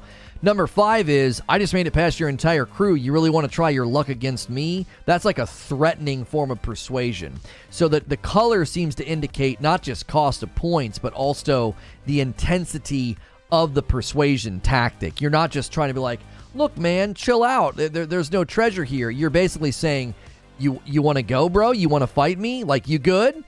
You good? Like, you're basically taking on a threatening posture. Color in Fallout 4 was how likely you are to pass the check. Yeah, I don't think that's what these colors are indicating. Because I don't think, unless green is less convincing and yellow is more convincing and red is very convincing, maybe that's what the colors indicate. I feel like this indicates risk. Like, if you go with red, you might tick this guy off. Right? He might pull his gun out and shoot you. The last cutscene, it has something to do with diplomatic perk. Maybe the colors refer to risk. Yeah. It could be a measurement of intensity, but it also could be a measurement of risk. Like, I agree with Victor. I think it's threat level, but that doesn't always... No, it can't be threat level, Victor, because you're not always persuading somebody with threats. It's, you know what I'm saying? Sometimes you might persuade somebody with, I don't know, charisma maybe, instead of threats. Dude who tapes over his eye hole is not to be messed with. That's what I'm saying. That's just some one-eyed dude in there ready to go to war. Green is more diplomatic, yellow is more neutral, and red is more intimidation. I think Malcolm's right. Yeah. Hey, if you want to trade ships, that sounds good to me. I mean, if you want to embarrass yourself, go right ahead. Yeah, this sounds more neutral, this sounds more diplomatic, and this sounds more like intimidation. I think, yeah, no, Malcolm, that's a good observation. I think that's right. Diplomatic, neutral, intimidate. I wonder if that's what those colors represent. Because you're not always going to be threatening. That's what I meant by threat level. Right. Okay, Victor. Yeah, I don't think you're always going to be threatening somebody. It might be a shopkeep. You're not going to be blowing away shopkeeps everywhere, but you might try and intimidate them. That's my read as well. Color is an aggression scale. Yeah. That's a good breakdown, Malcolm. I appreciate that. That's why I like doing live interactive streams like this. It's fun. Yo, what's up, man? Love the videos. I just got into this game. What's good, Horror Bite? Good to see you. If you guys are new and just tuning in and enjoying the Starfield news coverage, we've been asking people what they think about all of the stuff that was revealed in the Starfield dev update. They broke down the number of dialogue options, the persuasion system. They talked about it's going to be hard sci-fi, and that means there will be elements of realism in it, but not so hard that you're constantly running out of fuel. They're actually not going to let you run out of fuel in this game. If you found this stream today, a lot of you found this stream from a recommend. Not very many people are finding it through search results, but that'll probably change once we're not live. A lot of you found me on your homepage today. I can see that on the back end. If I was on your homepage and you've never watched my content before, thanks for being here. Make sure you're hitting subscribe and the bell button so you don't miss my content. Once you subscribe, you can comment in chat, ask me what I think, contribute to the conversation.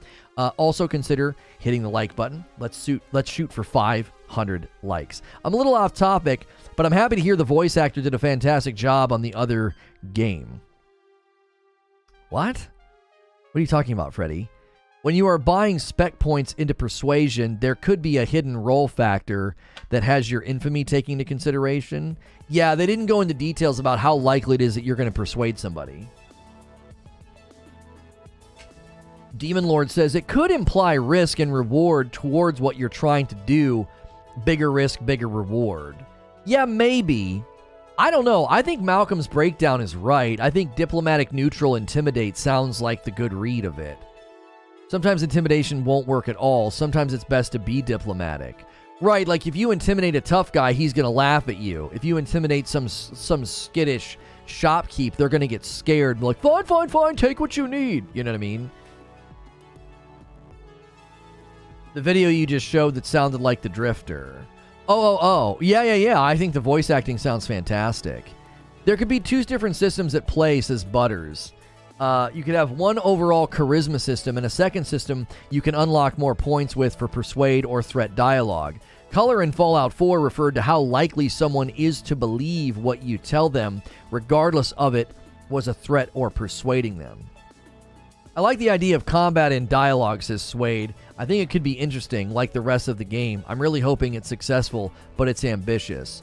Well, I'm pretty sure they had options like this in Fallout, where you could just be like, yeah, I'm attacking you. I don't want to persuade you. Like, time to make the settled systems a safer place. And you're like, you're basically like, put up your hands. And then obviously they're not going to. You know, you basically go right into combat. And they're like, oh, man, we got a live one. You know, and they start shooting at you. That was definitely in Fallout 4. Since Michael Ironside is getting older, who do you think could be a good Sam Fisher? That's like super way off topic. We try not to do that, Dwayne. I appreciate you asking questions and like moving dialogue forward, but we can't keep doing that. Like all these side questions, we try to keep the topic kind of on. I'll answer you. I saw a great suggestion on my Splinter Cell coverage, and somebody said just reboot it with a new Sam Fisher, a younger Sam Fisher, right? And then you can get a new voice actor, or reboot it with a new character. You know what I'm saying? Or just hand it off to somebody else. Constantly trying to use him's not going to work. Todd Howard revealed that over 300 Starfield voice actors have been hired. That's a lot of voice work. That's good. That's encouraging. Miguel says, I think it's the allegiance with the factions that you're interacting with. If you are good with the pirates, the best option is green. If you're bad with them, it's red. Yeah, I don't think that's accurate, Miguel. I don't think so. Because I can't help but see the colors line up with the points that you're spending. And then the points that you're spending and the colors line up with the intensity of what you're saying. I don't think you're correct, Miguel. I think Malcolm is the closest in his prediction. Diplomatic, neutral, intimidate. And this guy will respond to diplomatic, neutral, or intimidate depending on your standing with him. I don't think that's the read of what we're seeing on screen. I just love asking questions. I'll keep it on topic. The only reason we're really guarded against that, Dwayne, is because it hurts the video. Like, it's a video about Starfield news, and if I'm in here talking about all these other games, people will click on the video and then leave. They're like, I don't understand. This guy's talking about a completely unrelated game. So it's not good to be in a live environment on YouTube doing that, because they see the topic and thumbnail and they're like, oh, cool, there's a big dev update from Starfield, and I'm in here debating Splinter Cell with you. You know what I mean? People, it's not good. It's not good for the video, basically. Derek says, Vats, it's definitely a crutch. However, I found a few guns that when you trick them out are quite a bit better for normal FPS gunplay. Like a lot. I would hope the new game does that again. There's a couple of Starfield gameplay like segments and scenes, like really quick shots, that I think look really, really good. There's one where you're using like a sidearm and shooting like a dinosaur looking thing. And then there's one that's in like a hallway. Again, it's with like a smaller weapon, and I think it looks really, really good. I do. To me, it looks like a genuine, solid first-person shooter, exchange. It doesn't look like the stiff weirdness that we've seen in some of the other footage. So I wonder if you will be able, because they show the sidearm after they show a sequence of it getting like kind of like tricked out. Like here, let me see if I can find it. And so I do think I do think we need to consider that in the equation. Are there times where what you do to the gun leads to a gun feeling and performing better? And the footage that we saw real early on, all the enemies are super low level, and them being super low level might be playing a part in the gun feeling like a piece of garbage, right? Where does he show that? I'm trying to find where he shows the gun customization, like the timestamp in the video. Because he covers ship and space travel, and then there's one where they literally show the gun getting parts and pieces put on it, and I can't find it. I swear it was in the gameplay reveal. It might have been in another video. I swear it was in this video. I thought it was after he talked about the RPG elements and the customization. It's really fast. It's really, really, yeah, here it is. I found it. Okay. It's so fast I couldn't find it because it's like super duper quick. All right. So here they're showing this off. All right, the bench, and then they go like this, okay? So they show this, and then they show it gets all this awesome stuff. See? So there's the gun with all the awesome stuff, okay? Now, right after they do this, they show this guy using that gun with all the awesome stuff. You can see the sight has been added back here and the other things that they kind of showed us in the clip. So if you kind of watch this interchange, bam, bam, bam, bam, bam, it looks a little bit better than what we saw. Also, these are higher level enemies here. So the enemies we saw earlier in the trailer where the gunplay looks kind of bad, they're like level 3s or 4s. These are level 15s. Now, I'll be honest, it doesn't look that good. I wonder if it's, again, is it because he's shooting a fully automatic weapon? This actually looks just like the weapon earlier in the trailer. This doesn't look very good. The bullets are just kind of going like all over the place. And here, nothing. So, I don't know. It's hard to tell because, like, man, the SMG, when I'm shooting level 3s and 4s, it looks freaking bad. And then I'm shooting level 15s, and it looks freaking bad. It looks like the guns. Now, the only thing I'll say is they are hip firing it. See? That's the only thing I'll say, is they are hip firing it. They're hip firing this one as well. So if we frame by frame this, you'll notice that bullet goes nice and straight and misses. Look at the difference in trajectories. This bullet goes straight. This bullet, like, look at that. This bullet's like coming out crooked. Like, what the F? Now, again, is that because this is a junk gun that I've not done anything to? Is it because I'm hip firing? Like, look at the trajectory differences. There's a bullet here hitting the enemy in its head, and then there's a bullet here that went over its shoulder. Like, the different trajectories are dramatic. And then that one's going back to being over the shoulder. That one's over the shoulder and a little bit higher. And then this one is straight right out of the barrel. And then that one's straight right out of the barrel.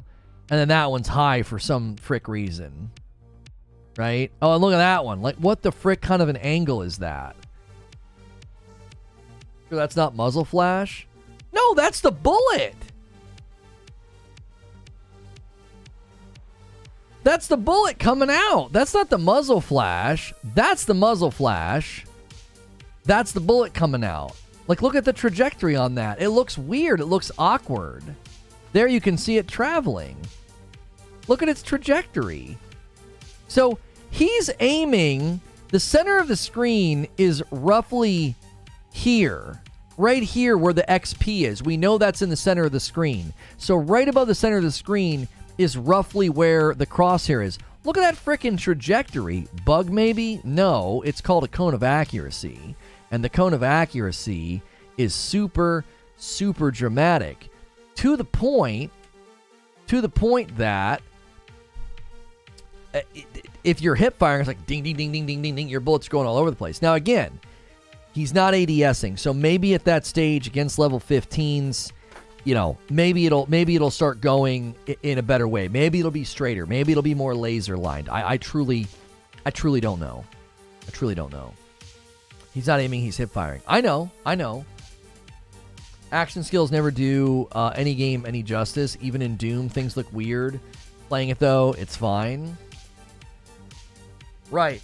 I've always wondered, though, Joker, why would you show me what they just showed, though? Why wouldn't you have him aiming down sight? Why wouldn't you have it looking good? It's like, it's this old school mindset of don't ADS, don't move quickly, and it ends up looking bad.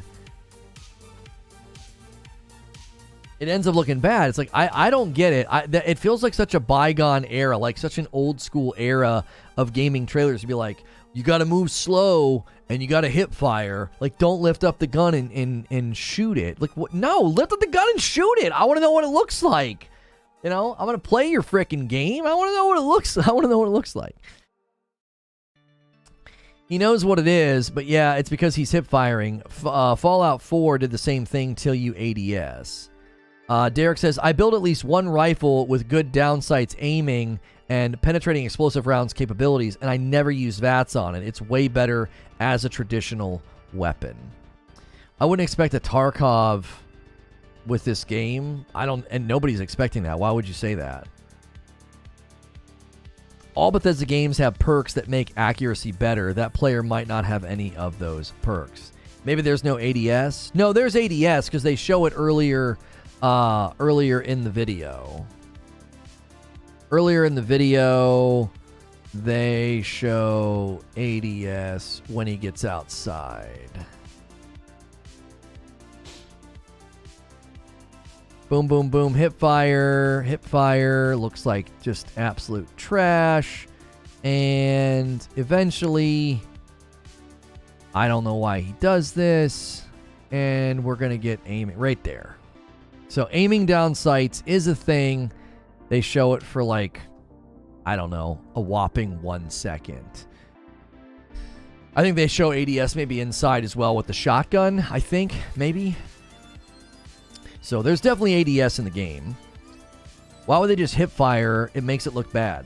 Delante, that's what I'm saying. I don't know.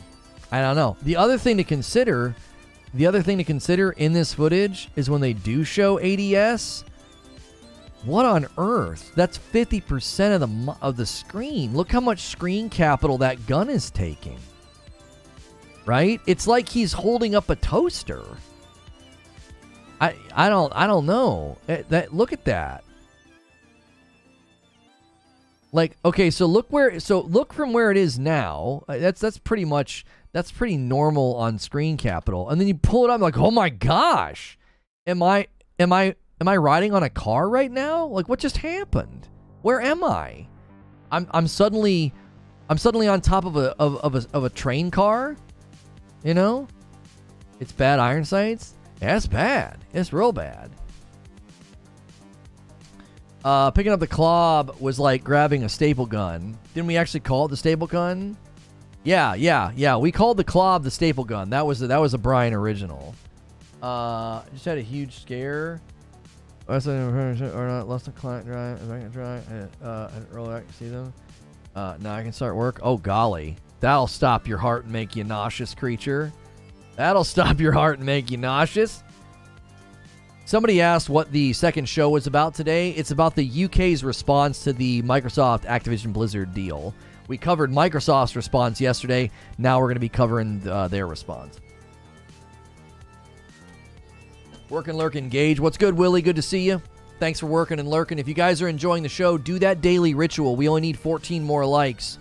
Let me throw out a discussion question. Well, Eugene says gameplay is king. Where do you guys land on this? Because in Eugene's mind, if the gunplay is bad, Blackfire, thank you so much for a $2 tip through Super Chat. Little fist bump there. Thank you so much, Blackfire. Glad to have you here. In Eugene's mind, if the gameplay is bad, then none of this stuff matters. If Starfield gameplay feels clunky, if the guns and all that stuff don't feel good, then all the RPG elements, all the dialogue, all the persuasion, all the RPG depth, it doesn't mean anything to him. It means boo diddlies. That doesn't mean anything to me, dude. I need good gameplay. Do you agree with that?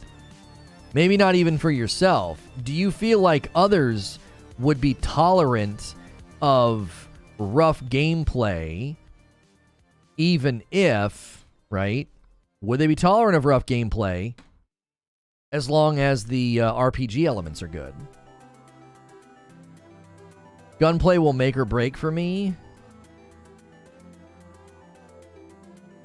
What happened?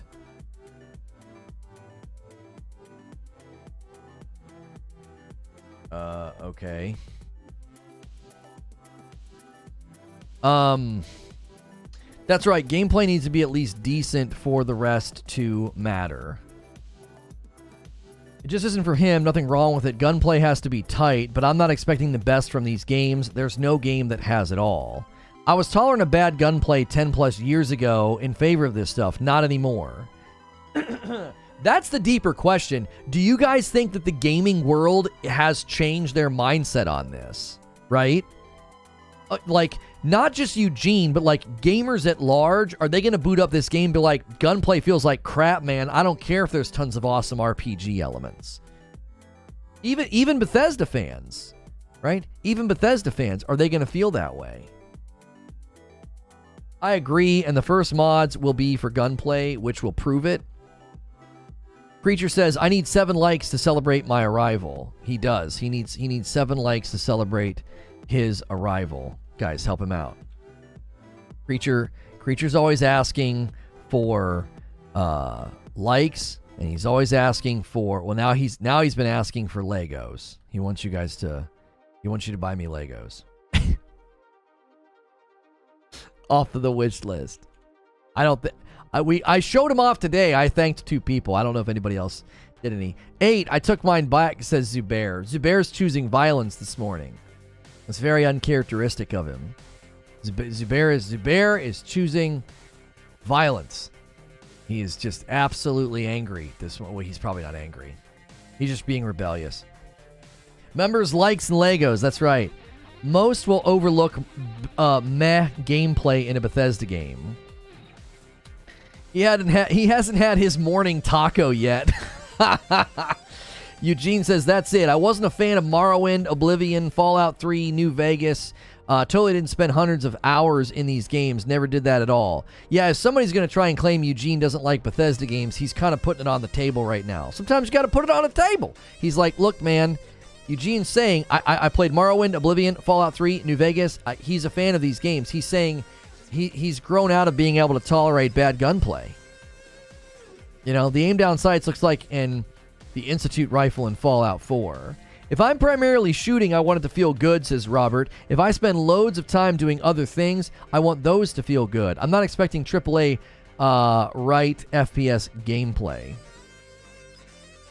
Well, and I do think sometimes you got to consider the actual nature of a game like this, since it's so big and there's so much freedom and it's so open. Does that make it really difficult to have tight gunplay? Like we talked about that a little bit ago. Is the engine going to just always kind of feel that way? Feel a little loose? Feel a little, you know... Is it going to feel a little bad? I think that is I think it's fair. I'm still drinking trash coffee. I hate everything and everyone. Guys, that's the risk of ordering Reforge Roast. Zubair is so hooked on the dark roast when he runs out. You know, buyer beware. Buyer beware. He likes Reforge Roast just that much. He really does. Appreciate you. Appreciate you, Zuby. Bethesda engine is screwing the shooting. It has to be. I'm not a dev. Could be bad design. Victor says, I bet it all depends on how you spec your character. Look at the backgrounds on the right side. Oh, yeah. There's tons of things you can spec there. That's not even your skills, Victor. I think they call that, like, what, traits or whatever? By failing to plan, I plan to fail. That's right. Don't forget Space Combat 2. I think most of the combat might be ship to ship. No, I don't think so. No. There's plenty of evidence that that's not true. It's not. It's going to be up to you, but homie, Let me find the screenshots. Yeah, here we go. No. Let me show you.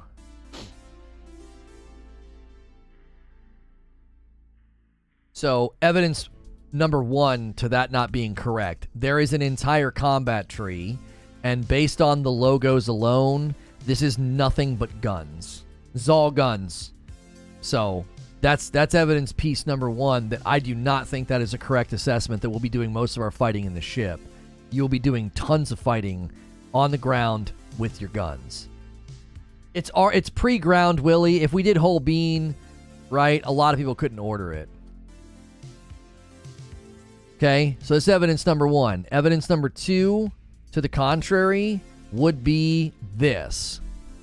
The research laboratory has an entire tab for mods for your weapons. So this is evidence piece number two, that there's no way, right?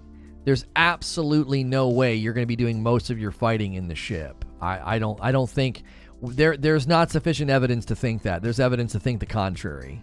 It's also up to you, right? There's crazy amounts of ship customization and build, and it's pricey. And all of that, I think, is going to be up to you, like how you want to spend your time, right? Another mobile game, yeah. I think it depends on the game. I think the RPG elements take priority over gunplay in this game, but I'm positive they'll fix it before launch. I'm actually more concerned at the reason the gunplay looks that it is. I wonder if it's like endemic to the engine. Does the creation engine just have not the greatest gunplay, right? Like, is that the issue? That's the question. There's also melee. Yeah, I believe there's an entire tree dedicated to melee, is there not? Let's see if I can get it on screen. No. Let me see. I don't know if they show it. No, they show... Do they... Oh, here we go. So there's physical, social, combat, science, and tech. And it looks like physical might affect melee some of the times, but I also think there is some melee influence over here in combat. There's this one here. I don't know if he ever goes over that one. That's sniping. That's like a reload thing. That's not. And then that's grenades. That's explosives. Yeah, he doesn't go over anything melee. So it doesn't look like there's going to be a ton of melee focus on the combat tree, so physical might be where that shows up. There is, they say it. Yeah, so it looks like maybe you'll do that. I don't know if you'll do that on science and tech. You'll probably do that on the physical field. The Starfield subreddit found an NPC holding an axe. In 2022, says Eugene, I don't buy that there has to be a massive trade-off for a deep RPG. Yeah, I don't even know if people are saying there has to be a trade-off, Eugene. I think they're saying that's what matters to them most. Like, I don't want to interpret their comments as like, oh, yeah, if they want to give me deep RPG, then I can't have RPG elements. I don't think that's the case, right? I think plenty of people are saying, listen, if combat's a little rough, that's okay. If you guys are tuning in for the latest Starfield news, thank you so much for being here. There was a big dev update on the official Starfield channel, and we are currently discussing if the gameplay gunplay feels a little bit rough. Is that okay if the RPG elements are deep? We've learned that the Starfield dialogue is going to be significantly deep and robust, twice as many dialogue lines, more than twice as many as Fallout 4. We've even taken a look at the Persuasion system. So if you just got here, there's a lot of great information coming out from this video. They've not even published the video yet. It is unlisted. And so we appreciate very much you guys being here. The sword one is called dual wielding. Oh, the sword one is called... dueling, not dual wielding. It's called dueling. Sorry, I'm not able to read right now. Really ever. Combat can be rough as long as the farm hands are good. That's right. That's right. Doesn't Starfield's gunplay remind you of Wolfenstein 2? I can't think that far back to remember what gunplay feels like. So no, I don't. The gunplay in Starfield reminds me of Fallout. Like the minute I saw him moving around and doing stuff in that one scene, like in the building and outside the building, I was like, yeah, that looks like Fallout. You know? Is it possible to have deep RPG elements and gunplay in 2022? To have both good, is it possible if they did it on the Unreal Engine? I don't know. I was actually asking, is there a game right now that's big, open, exploratory, and does it have really tight, good-feeling FPS shooting mechanics? Starfield has both first and third. You'll be able to play the game in third person all the time, or just at certain times, like when you fly and jump, like when he flies and like jumps over. If you could play it third person all the time, I think I would play it that way. Like I really do. I wonder if you can play third person all the time, I bet you I would enjoy it more. I would, because the gunplay would then feel correct. It would feel right. You can switch like all BGS games. That gives me hope. 100% of Bethesda games have third person. So wait, I could have played Fallout 4 all the time, third person? What happens when you aim? Does it switch to ADS? Because the third person in like Modern Warfare 2 suddenly switches to like first person perspective and you're ADSing. 14 months from Fozzie. My question is, how does it look in comparison to something more modern like Outer Worlds? Lono, Days Gone, as much as I like it, doesn't have the best gunplay. I disagree. I think the gunplay feels great in Days Gone. It feels realistic. I think they simulate gunplay in an excellent way in Days Gone. It's over the shoulder. Oh, you stay third person. It stays over the shoulder. See, I think I would like that. Back in the day, I don't think I did that in Fallout because I was not a fan of third-person games back then, but I'm more of a fan of third-person games now. I think I would like I'll probably play Starfield third-person, so I can see my outfit, my armor. It's okay that the guns, the gun ADSing and aiming doesn't feel that good because third-person, it'll probably feel really good as a third-person game. You like third with the Days game take and... What the frick, Butters? Enemy, I don't even know what you're trying to say. Enemies look like sponges while in combat. Take Fallout 4 and make a super polished tight game instead of a Starfield expansion. I think third-person implementation is why the gunplay looks bad, but I love third-person in games like this.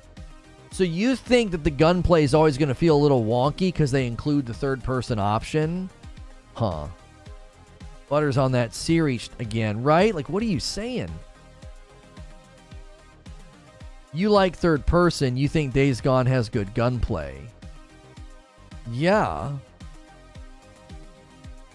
I didn't used to like third person back in the day, but I like it a whole lot more now.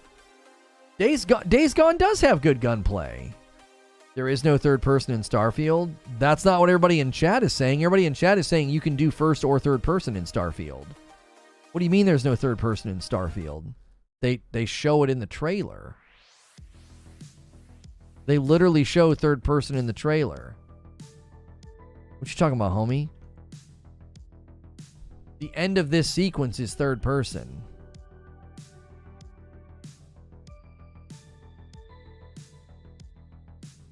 What's that, bro? Like that's third person. That's combat in third person. You know what I mean? I can't do melee combat with first person. At least with third person, I'd be willing to ignore the bad gunplay and just go melee. I can agree with that. I think melee always feels better. I think melee always feels better when you do third person. June of last year? Yeah, June of last year, they confirmed third person. Looks like you can swap. Only with jetpack. This is a fact. Google it.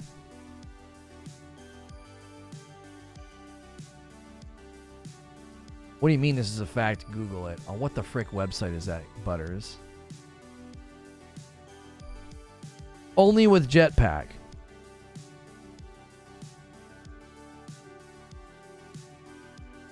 Bethesda Game Studios has confirmed that Starfield's dialogue scenes will take place in first person. TheGamer.com. Starfield can be played in first and third person, is more hardcore than Skyrim. Okay.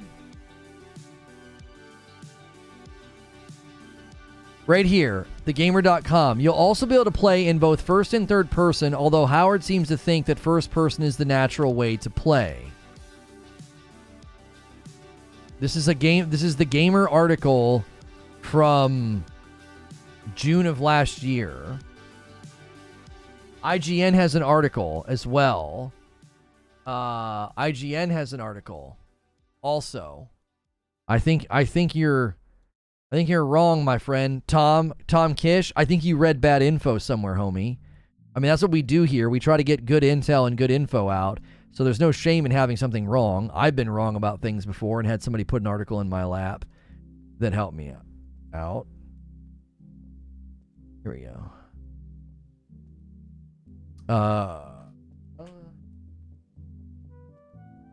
Okay, third. Starfield will be playable both first and third person. Howard says, we like that style of gameplay. I'm on the wrong side. Give me a second. Howard says, we like that style of gameplay. First person for us is still our prime way of playing, so you can see the world and touch all those things. Right there. Howard's confirming in two different interviews that you can play it in both first and third person, while saying that he thinks, first person is the way to go. The main reason Bethesda third person sucks is because they don't have the right camera angles and the character movements are static. It's nothing like a true third person game like Horizon Zero Dawn or Assassin's Creed. He's quiet, must be Googling. You're not going to be able to out-Google these articles. You'd have to find an article where Todd Howard said, hey, I previously said you could do first and third person. That was incorrect. You know what I mean? So, I stand corrected if these 2021 articles are right.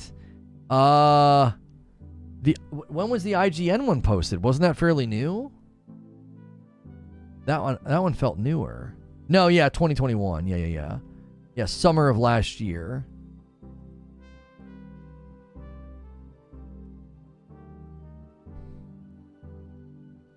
Yeah, I don't necessarily know. I mean, there'd have to be an interview where he comes out and basically repudiates his previous comments and said, "Hey, I previously said that. That's not accurate." He'd have to go back and correct what he said.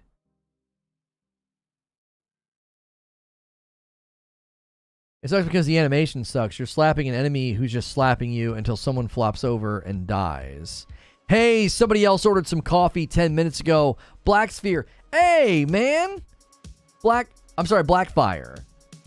Blackfire did a $2 tip and ordered some coffee. 2 bags of light roast. Thank you so much, Blackfire. Guys, so many Reforge roast orders today. So many likes on the video. So many new members. If you got gifted a membership today, 102 new members. That's how we do it here. This community is super positive and super generous. Thank you so much, everybody who gifted. Thanks you so much to everybody who has been here and has been super duper loyal. We appreciate it so much. A 10-month milestone from a man, Dad Not Good. Oh, by the way, I believe we are 4 members away from having 100 Tier 2 members. And when we hit that, I'm going to start uploading or maybe even doing streams just for that tier of membership and above. If you're above a Tier 2, you would be included. Yeah, we need 4 more people to upgrade. So we're at 96 Tier 2 members. So thank you, everybody who's continued to upgrade. Let's get more Tier 3s, says Abe. Yo, what's good, New Cafe? I know it's out of topic. Did you get a chance to try First Descent? Oh, the First Descendant? No, we didn't get into the beta. No. PC Gamer from September 2022 wrote an article, Everything We Know About Starfield, and they included the third-person play, so boom. Well, that's not new information, Tony. To be fair, that's a recap of what they know up to that point. Again, if there is no third-person gameplay, like if Starfield gameplay doesn't allow you to do third-person, then Todd Howard's going to have to come out and correct what he said, because he said there was. So, you know what I'm saying? We don't know if we're in the beta or not. Oh, is it not happening yet? Oh, that's right. It's in like a week or something, isn't it? What's your opinion on the new settlement system? How do you think they will make it worth traveling to your settlement rather than going to an already built town? I feel like it'll probably be an investment thing. Like, hey, I want to co-invest and build and make my settlement better, bigger, cooler, maybe? I don't know. It looked like crafting and building was going to be a pretty significant part of the game. Look at the trailer, because they showed everyone who said third person is not in the game is wrong. I mean, yeah, it's in the trailer. But if it's only in Jetpack, that would be weird. So is it concerning that Howard video said nothing about development going well, being on schedule? You want to know my theory about that video, Eugene? It was recorded a long time ago. I think they have a bunch of pre-recorded videos and interviews, and a lot of them have probably had to be updated. But I bet a lot of them highlighted the November release date. So that's why he's not talking about development going well and being on schedule, because if he said any of that, they probably had to edit that out, because they're like, well, yeah, you don't want to say that because it got delayed. You're going to look dumb. You're going to look dumb saying that. Yeah, development's going well. Everything's going on time. On time for what, Todd? We don't know what the release date is. You know? I think they probably had to go back through a lot of these interviews and take out any commentary about that, because it's like he'd look a little silly talking about things being on time when we don't even know the new release date. That's why it's so short. They had to cut out a ton of it. Yeah, I feel like that they did. I feel like they had to cut stuff out. Even in the beginning, the way she's talking is kind of weird. It feels like they edited some of her dialogue. I in my reaction video, I'm like, she sounds like an NPC.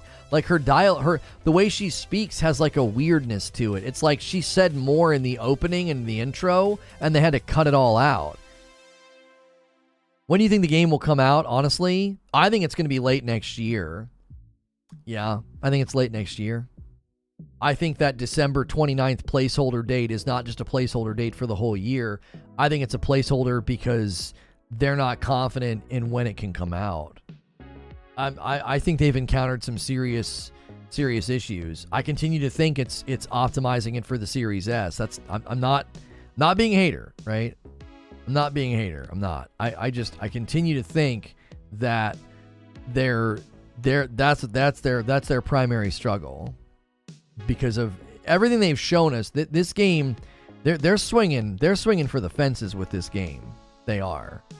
They're swinging for the fences. They want this game to be awesome. They want it to look awesome and feel awesome and play awesome. And I just think a system that, has less memory is probably creating a bottleneck for what they want to do with the size and the scope of the areas and the updated creation engine. Imagine if they changed the release date to 11/12/22. There's no way they do that. Did I hear correct that Elder Scrolls 6 is being created in the same engine as Forza? They saw what was happening with Fable in that engine and went, oh yeah, BB? Sounds like rumor. I've not seen anything. That sounds like a rumor. That sounds like a Reddit 4 or a 4chan rumor. Creature's betting November of next year. Yeah. 223, 323. Isn't the game also for last-gen consoles that have even less memory, though? Wait. No? Starfield's not coming out. Is it? Is Starfield coming out for the PS4? I don't think that's true, is it? I'm sorry, not PS4, but the Xbox One? That's not true. This is next gen only. Yeah, Series X and S. No. Yeah, it's not launching on old gen. I was like, what the frick? I was like, there's no way that's true. It was originally rumored to be a PlayStation 5 timed exclusive.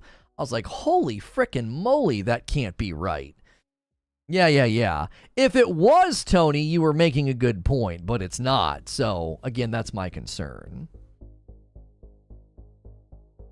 These Todd Howard interviews are going to be a series of interviews. I mean, with the way that it's named Constellation Questions. Talking Starfield with Todd Howard. And in the description they said, "We know you have questions about Starfield. What is the character trait system like? Is Starfield a hard sci-fi?" In this video, game director Todd Howard responds to some of the community's questions, including questions about games that inspired him while creating Starfield, customization, Starfield's Persuasion system, and more. Starfield arrives exclusively on Xbox X and S and PC in 2023. Play it day one with Xbox Game Pass. So they're not saying early 2023 or first half. All those advertisements are probably outdated at this point. There were advertisements that said early 2023 on. There was a Game Pass advertisement that said that, and then there was other things that said first half of 2023. The guy who leaked it, Fireline Games approved you for Fueled Up. Oh, nice. Let's go on there and get credit for our coverage. There was a different video series, though. Oh, that was a different video series? Oh, you think there's another video series in addition to this one? I mean...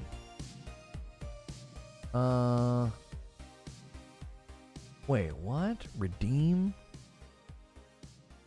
Don't forget to put the tags, tweet out the video. Yeah, take me my key. Okay. What key is this for? What system? What the F? My keys. Redeemed credit. Oh, it's an Xbox key. Oh, perfect. That's actually dope. I can play that with my wife. There's this really cool game that came out called Fueled Up, and we put a first look of it, and they just sent me a key. So we'll get credit for coverage, and I'll get a key to play with my wife. It's basically like Overcooked, but on a spaceship. It's super, super cool. So make sure you check that out and support that over there. We appreciate that very, very much. I believe the next video quest related, but I could be wrong. Oh, you think the next video is going to be quest related? Okay.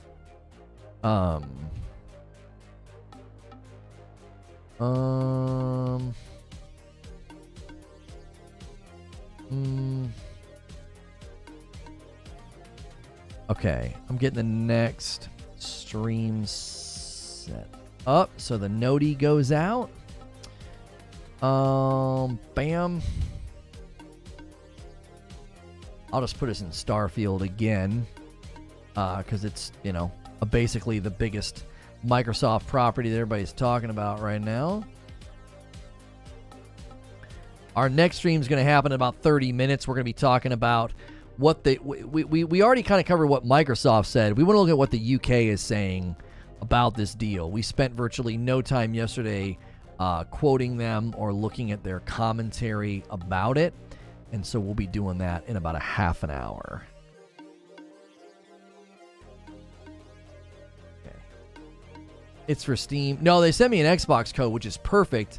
My wife and I'll be able to play that on Xbox. We've been doing spooky games for the month of October, but we'll have some really good co-op games to play next month. There is Fueled Up. They did a free update to Overcooked, so that'll be fun. According to Games Radar, Creation Engine is getting some updates and pipeline fix help from Forza Tech to update modules and bits. My bad, not a new engine. Okay, so they're getting assistance. The Forza Tech guys are going to help make Creation Engine have a better pipeline. There is a code. Haven't I sent back the review? Okay, what is this for again? I just got another code. Oh, yeah, for Rekai. That game looks really, really cool. Okay. Yeah, we've got some first looks we need to record. These ones can't be hybrids. Some of these games are a little too small for that.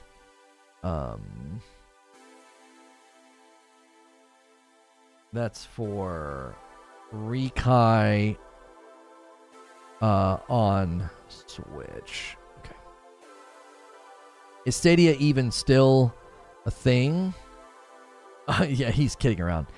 Creation Engine can't be updated enough, in my opinion. Its bones are just too outdated. We had a conversation about that recently. Just like, are some of these engines so old that the crow's feet are starting to show up. So, all right, let's do another discussion question since we're kind of getting a little off the rails. Let's bring things back to the latest Starfield news.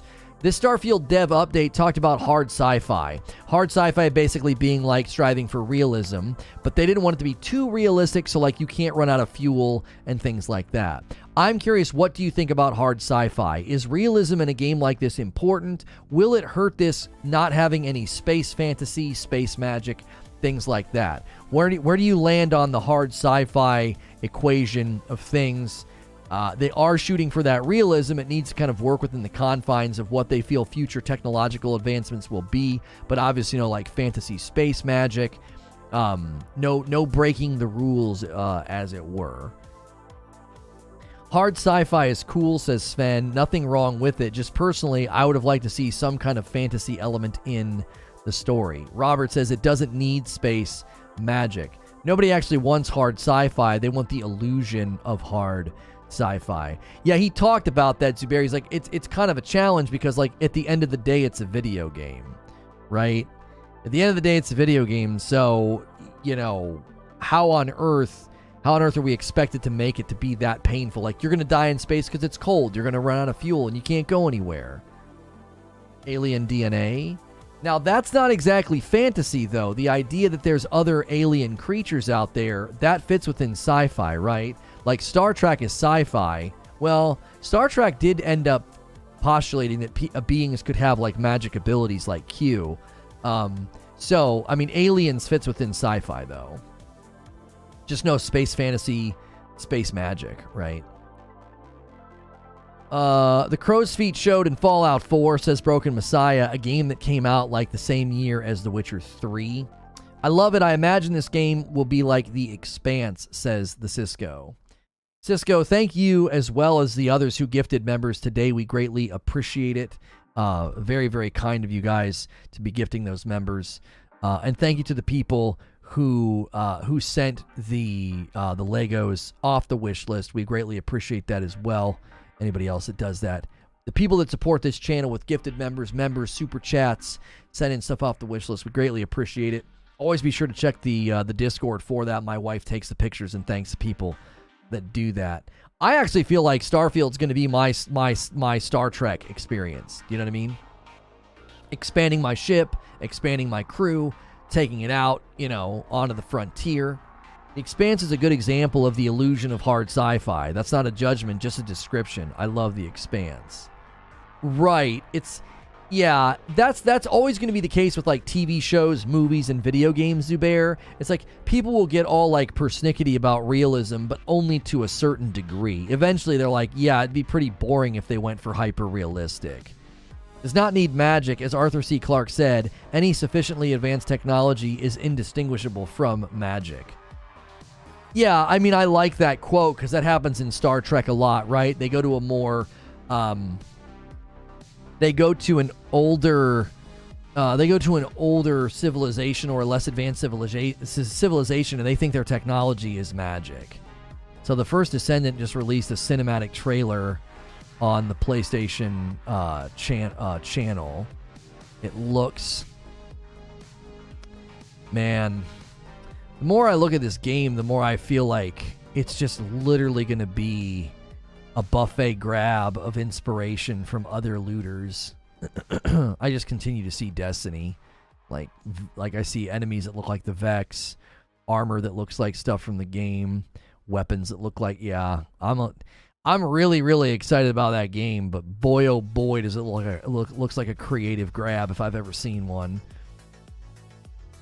Is there a link to that trailer? Hang on. It's on the PlayStation channel. Even the mechs look like kind of reminiscent of the walkers, the spider tanks or whatever. It's Anthem. There's no loot system or random rolls. Where'd you get that information? Even the face at the end with like the blue eyes and the light blue skin. Golly.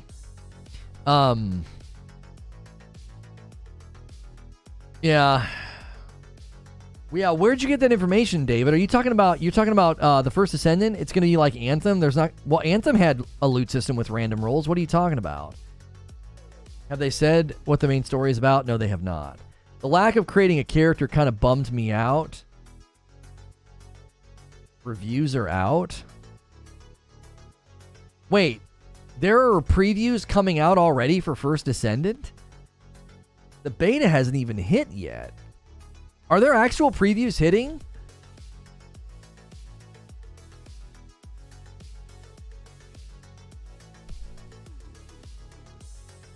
Official trailer, official trailer, official trailer, official trailer.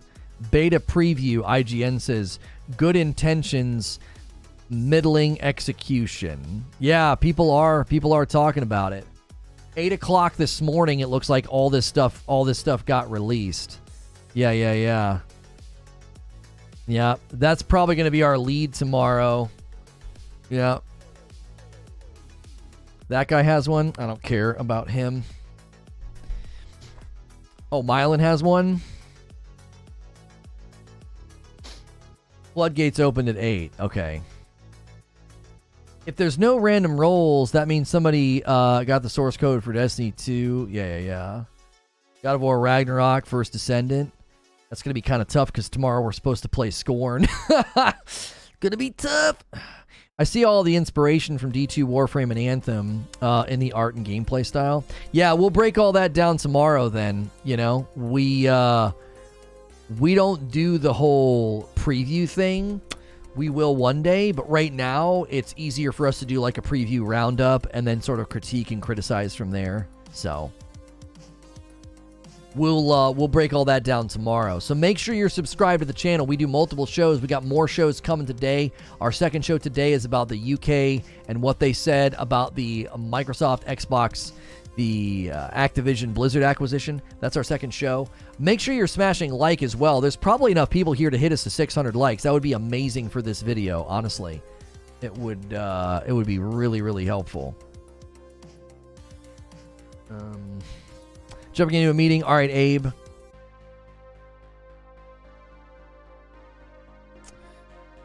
Do First Descendant as a second stream today? Yeah, it would be me like randomly scrambling over comments and articles, and I don't want to do that. I don't go into coverage half cocked. There are plenty of YouTubers that do that, and it's incredibly frustrating to watch them bumble through coverage and waste your time. We don't do that here.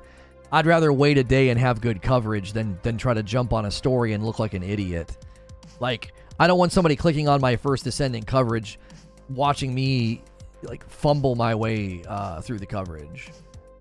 Scorn hits tomorrow. Yeah, they bumped the release date, Wheeze. It wasn't originally hitting tomorrow, and then it suddenly did. So we got a very full day tomorrow. Yeah, we're playing that. We definitely want to showcase that game. We'll probably showcase it for about an hour and a half. Oop, sorry. Sorry. All good, totally understand. I don't have no patience for stumbling unprepared videos anymore. I ain't got time for that. Yeah, my approach to content, I want my content to kind of spoil you. So if you go watch other YouTubers that do that, you won't enjoy it. Like, I want my content to be on the top shelf. You're like, if I want coverage, I'm going to this guy, because these other people just go in, half cocked. If you're going to cover something, it's got to be full cocked. That's right, Grey God. Appreciate it. Your preparation shows. Thank you. That's one of the reasons we were really late today, is because our second show, we framed it incorrectly. I thought the article I had was a response from the UK, and it wasn't, right? It was a cart before the horse kind of a situation. Our coverage yesterday was Microsoft responding to the UK. Our coverage this afternoon is what the UK said. We had it backwards, and I was like panicking this morning. I was like, this article's not the right article. So I'm like looking for articles, I'm looking for videos, I'm like, what the frick? And then I realized what we did, and I was like, okay, we can still run with the story, but we have to reframe the springboard. No gameplay vid today, Sven. Yeah, we were thinking about doing Asterigos, but we thought that the Microsoft and the Starfield stuff was too big. We will still continue to do Double Talk Show when we feel that it's the right call. When we think it's the right call, we will do Double Talk Show. Yeah. Creature got confused on the order of events in the articles, so he and I framed a show that was basically poorly framed, and I was like, oh, frick. So we had to reframe the show, and that just really slowed me down this morning. So, like, it's nobody's fault. It's just we got kind of caught up in the coverage and we just didn't time things. But that's why we're committed to that level of coverage, so that we don't go off with the show that's wrong or poorly structured. Microsoft response hit the news cycle before the actual stuff from the CMA. That's right. So then the CMAs felt like a response. It was like, what the frick? Exactly, Eugene.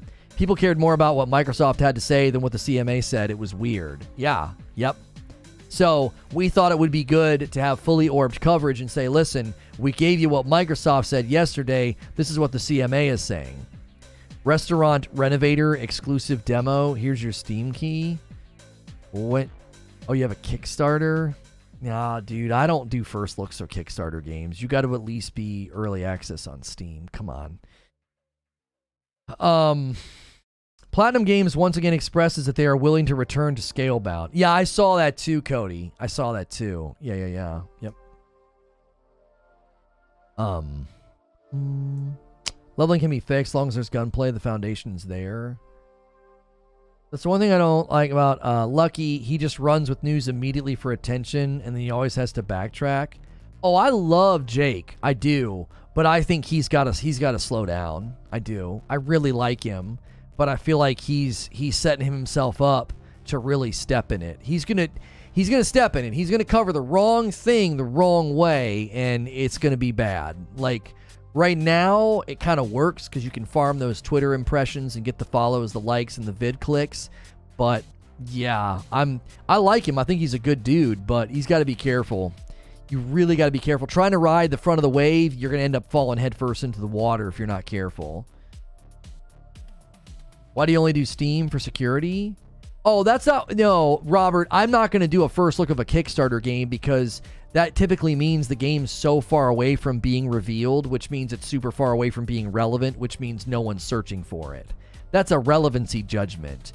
A lot of the times, not all the times, 90% of the times, a Kickstarter game, no one's looking for it or knows what it is. And we're not going to, like, break the story with a first look. Does that make sense? We typically do first looks of games that are at least going to be searched for. So if it's in Steam and people are looking for it and following it and looking forward to it, then the gameplay video has legs.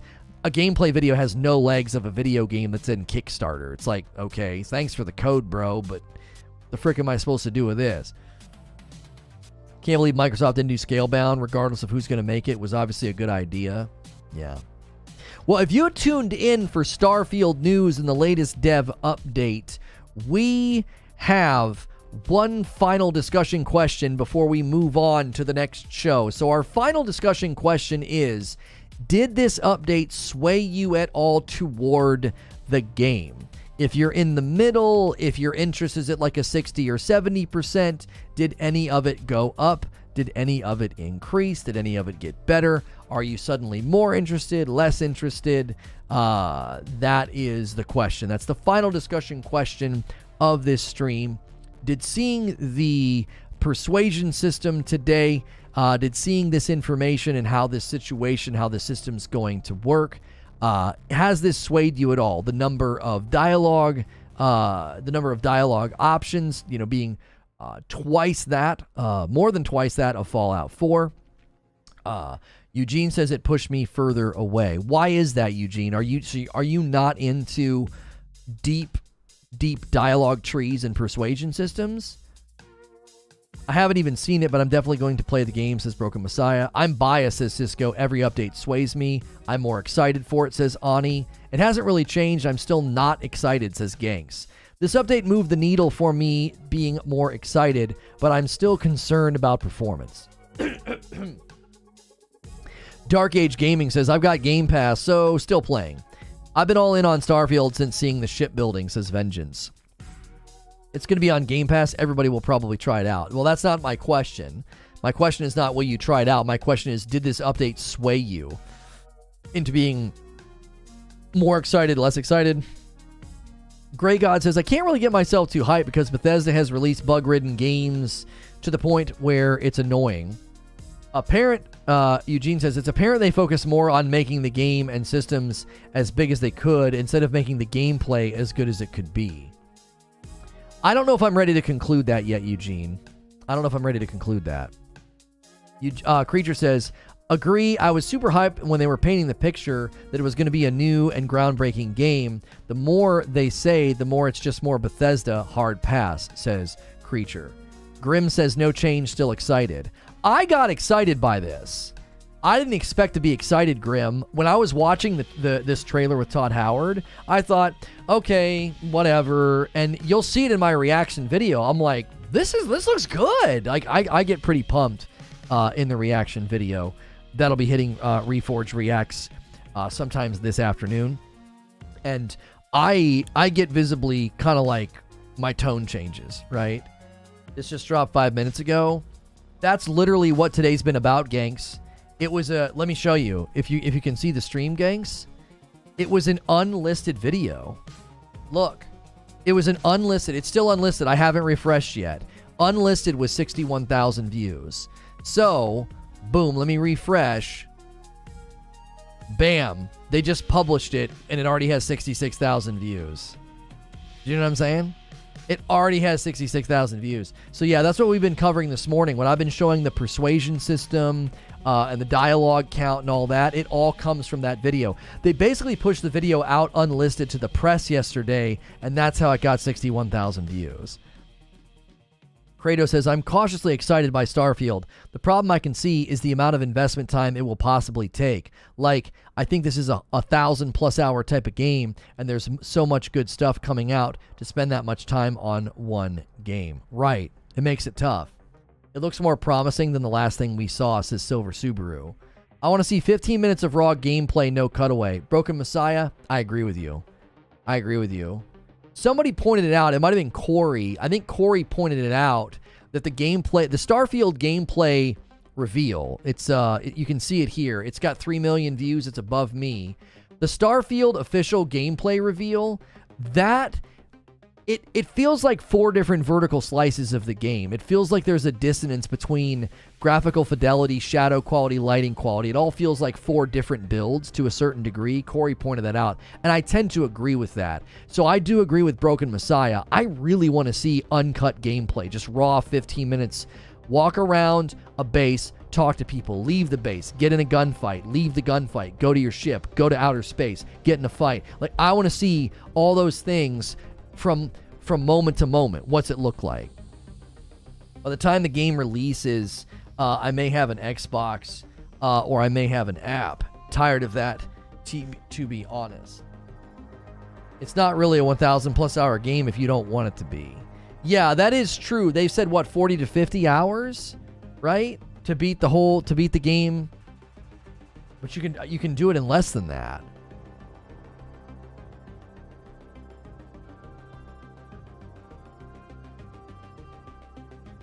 Being funny for a change. What did Paul say?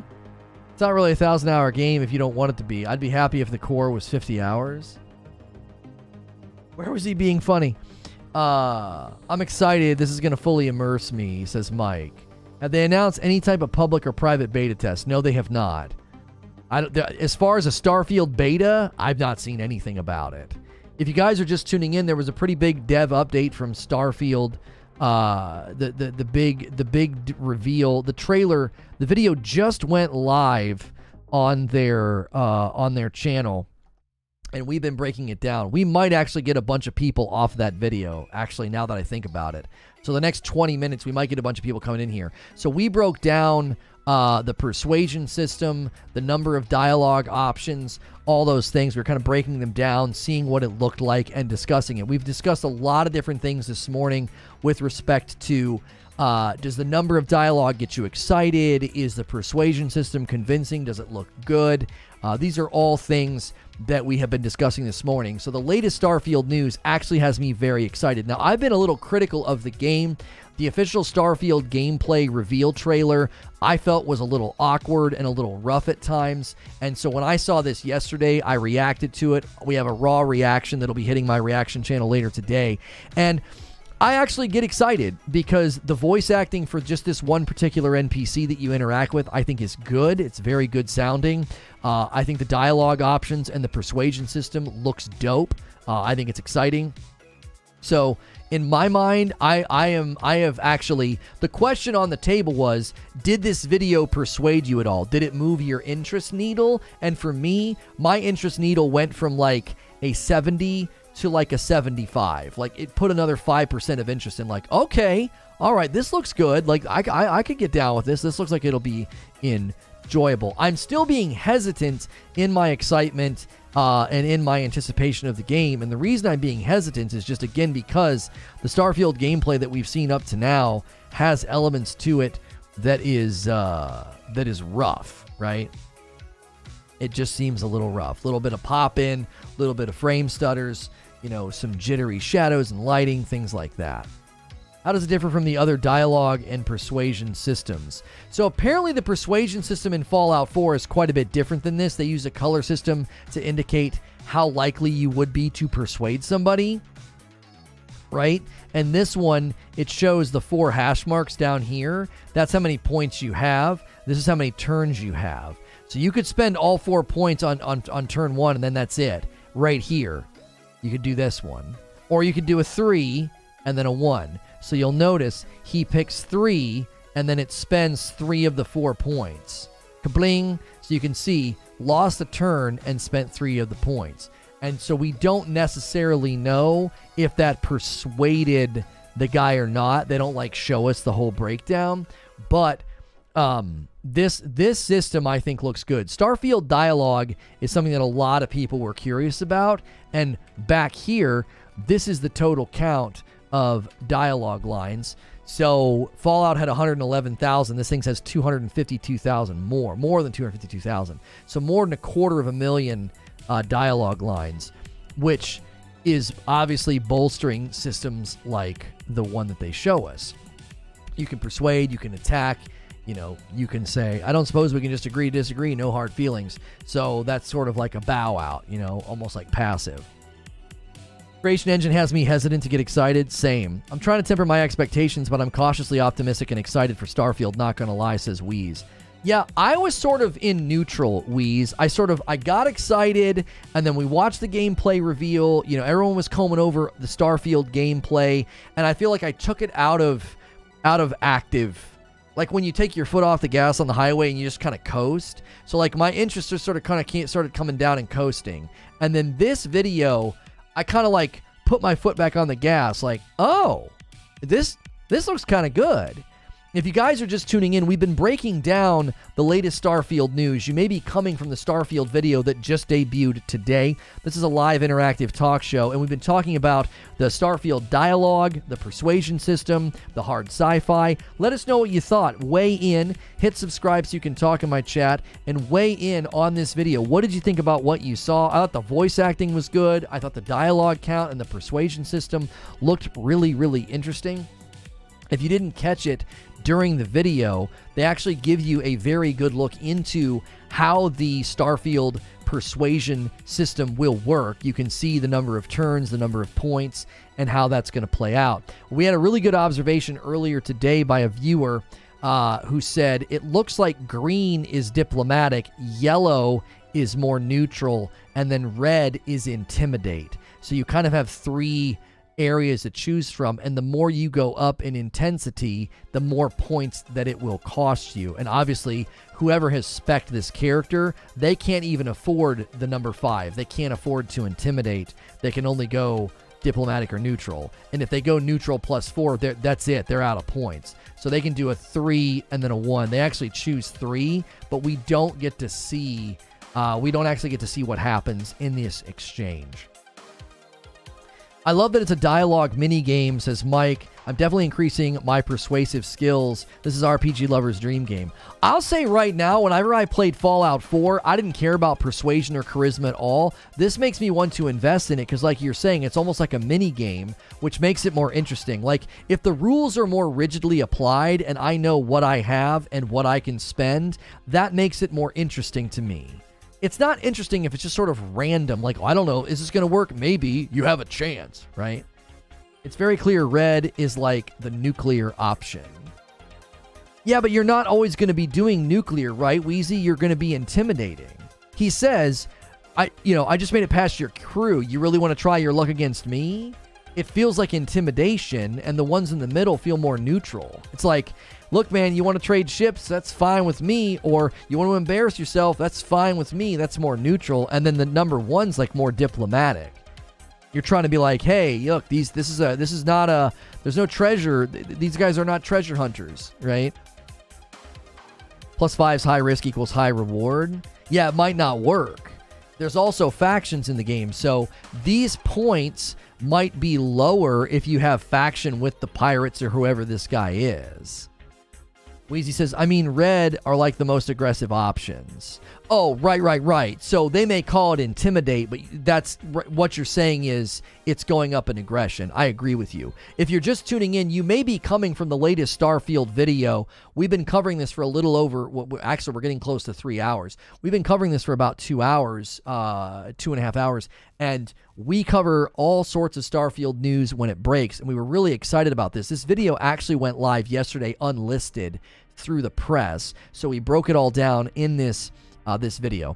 A lot of interaction from chat, a lot of feedback. Hit subscribe so you can talk in my chat. What'd you think of this video? What'd you think of Todd Howard's commentary? What do you think of the systems that they outlined, the number of dialogue lines, the persuasion system? Gaius Warrior, the Starfield release date is still unknown. We recently covered the release date because it updated in the Steam database to December 29th of next year. Some people say that's a placeholder for the whole year. I happen to think it's something else. I actually think the game is landing late next year. They said originally it would be in the first half of 2023. There's even a Game Pass, there's an Xbox Game Pass advertisement that says Starfield will land early 2023. I don't think that's happening any longer. I don't. I think this game is landing late next year. I have my own theories about what's going on. I have my own theories about what's happening. And I think that this game is going through some challenges with respect to optimization.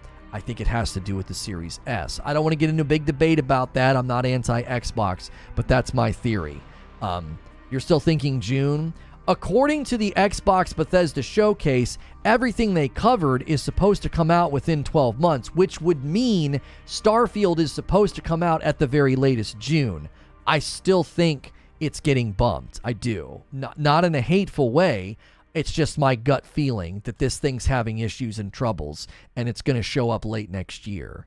And I actually am all for that if it makes the game better. I'd rather wait an entire year and have them really bolt it down and make it good than not. No baby strollers on You Pick Wagons or in the fields. Oh gosh. No baby strollers, dude. LOL. My wife's doing something and she sent me a picture where they're not allowing baby strollers. Cut off his Lucky Charms. Right. I feel like Microsoft knows they can't afford to F this game up on launch. Yeah, I agree. Again, if you're just tuning in, you might be coming over from the latest Starfield video. We were sort of on a downward trajectory of people coming in, and now we're kind of spiking back up again. I think it's because they just published the video. So if you're coming from there, welcome on into Reforge Gaming. We'd love to hear from you. What do you think? If you've been covering, if you've been watching all the latest Starfield updates, let us know what you think about this latest video. The Starfield dev update, the Starfield Todd Howard interview that they just put out. What'd you think of it? Let us know. I don't have any faith in Microsoft. I'm not all the way down the ladder that far. Halo would tell you Microsoft does not know that. Green is low impact, says Cody. Orange is medium impact, using a lot of points. Red's high impact. You cannot use it as it costs too many points at the moment. Cody says the higher number, so he's talking about this screenshot here. The higher number is definitely more aggressive or intimidating, which will cost more persuasion points. Color-coded to minimize confusion, could also double as showing safety of point breakdown. Right. Yeah. I think so. Guys, give me 1 second. We are going to get ready to gear up for our second show. If you like talk shows like this, hit subscribe and stick around. Our second show is going to be about the Microsoft Blizzard Activision acquisition and what the UK is saying. Give me 1 second, though. I'll be right back so we can get into the next show.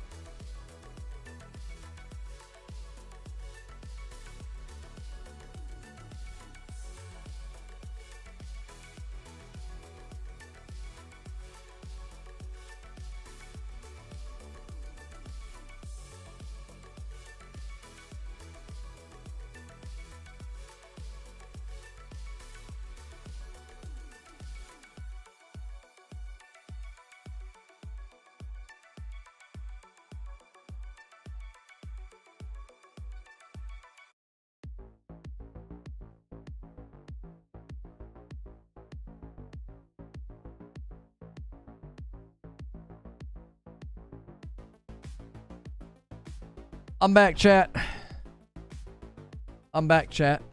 Oh, I left it on this scene here. If you guys are coming from that video, we got it screenshotted or frozen here because this is the trailer or video. I'm sorry, they just released, but they actually let the press see it yesterday, so it did hit early. What do I got going on here? Oh my lord. What do I got? Oh, it's a PB&J. This is a disaster. Do a food reaction vid.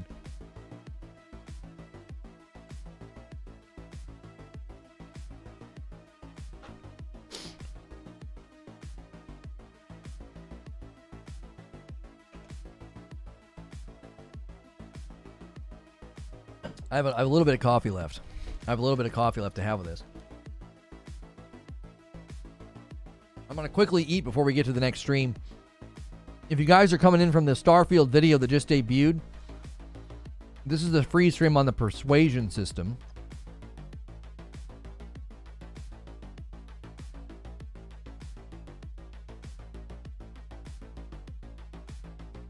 We've been weighing in on what we think of the game, what we think of the systems. 100% telling her you said that. There was like jelly like pouring out the side. I was like, oh my gosh, this is going to be a disaster.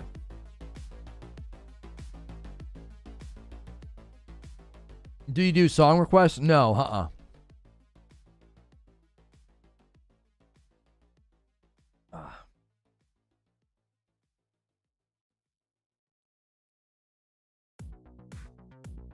We run copyright-free music here.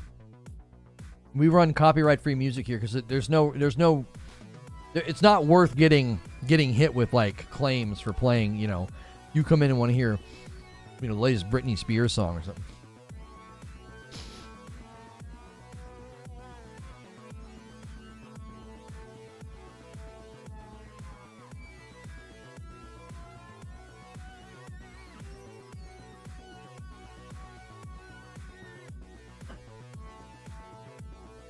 PB&J, that's a new one. Yeah. PB&J usually means we're like 1 or 2 days away from meeting the grocery shop.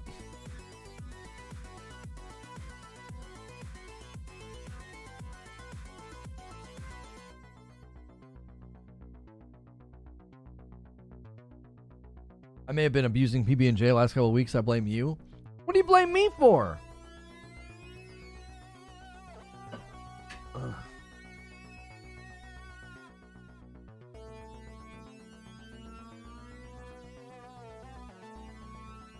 Did you see another video just dropped?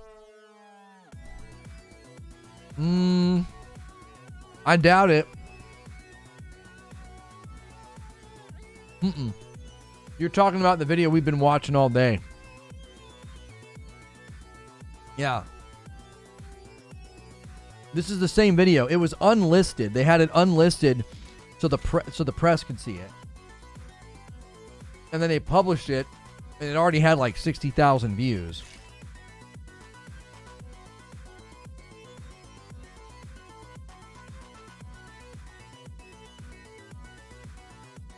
So don't feel bad for being confused. That's really weird. It's not your fault.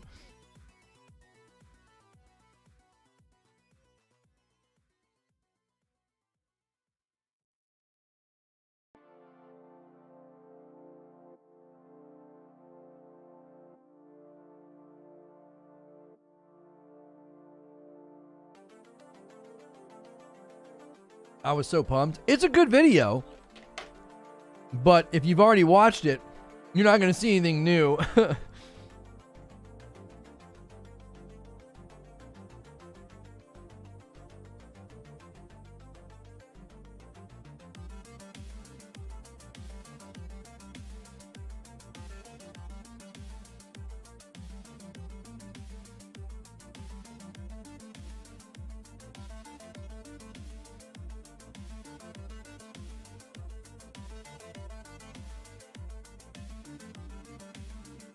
Yeah, fluffernutters are really good.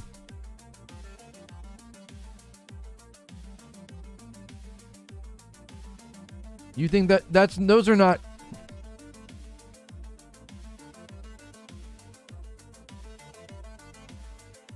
No. Yeah, it's hard to know if that's pieces of metal or duct tape. It looks like duct tape, but it's really thick. It also looks like it's a soft material because there's so many little scratches and bends in it. You know what I mean? I don't know. It looks like duct tape to me.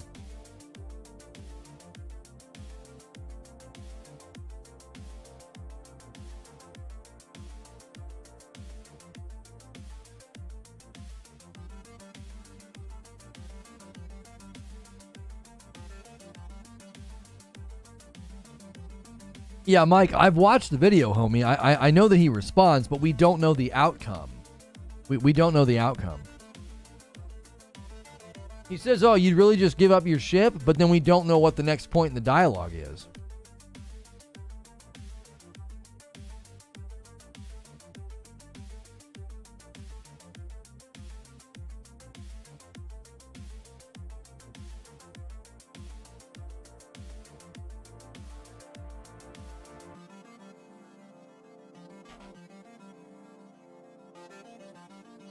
Honest question, how does a game that's been in this long in development make money on Game Pass? Because we know PC players are going to steal it. The second half of your question's weird. I don't know why we know that.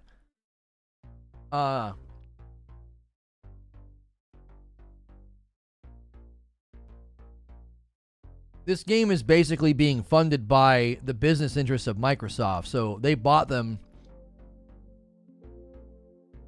and they want it to be a loss leader for, you know, their platform. Oh shoot, I wasn't watching the time.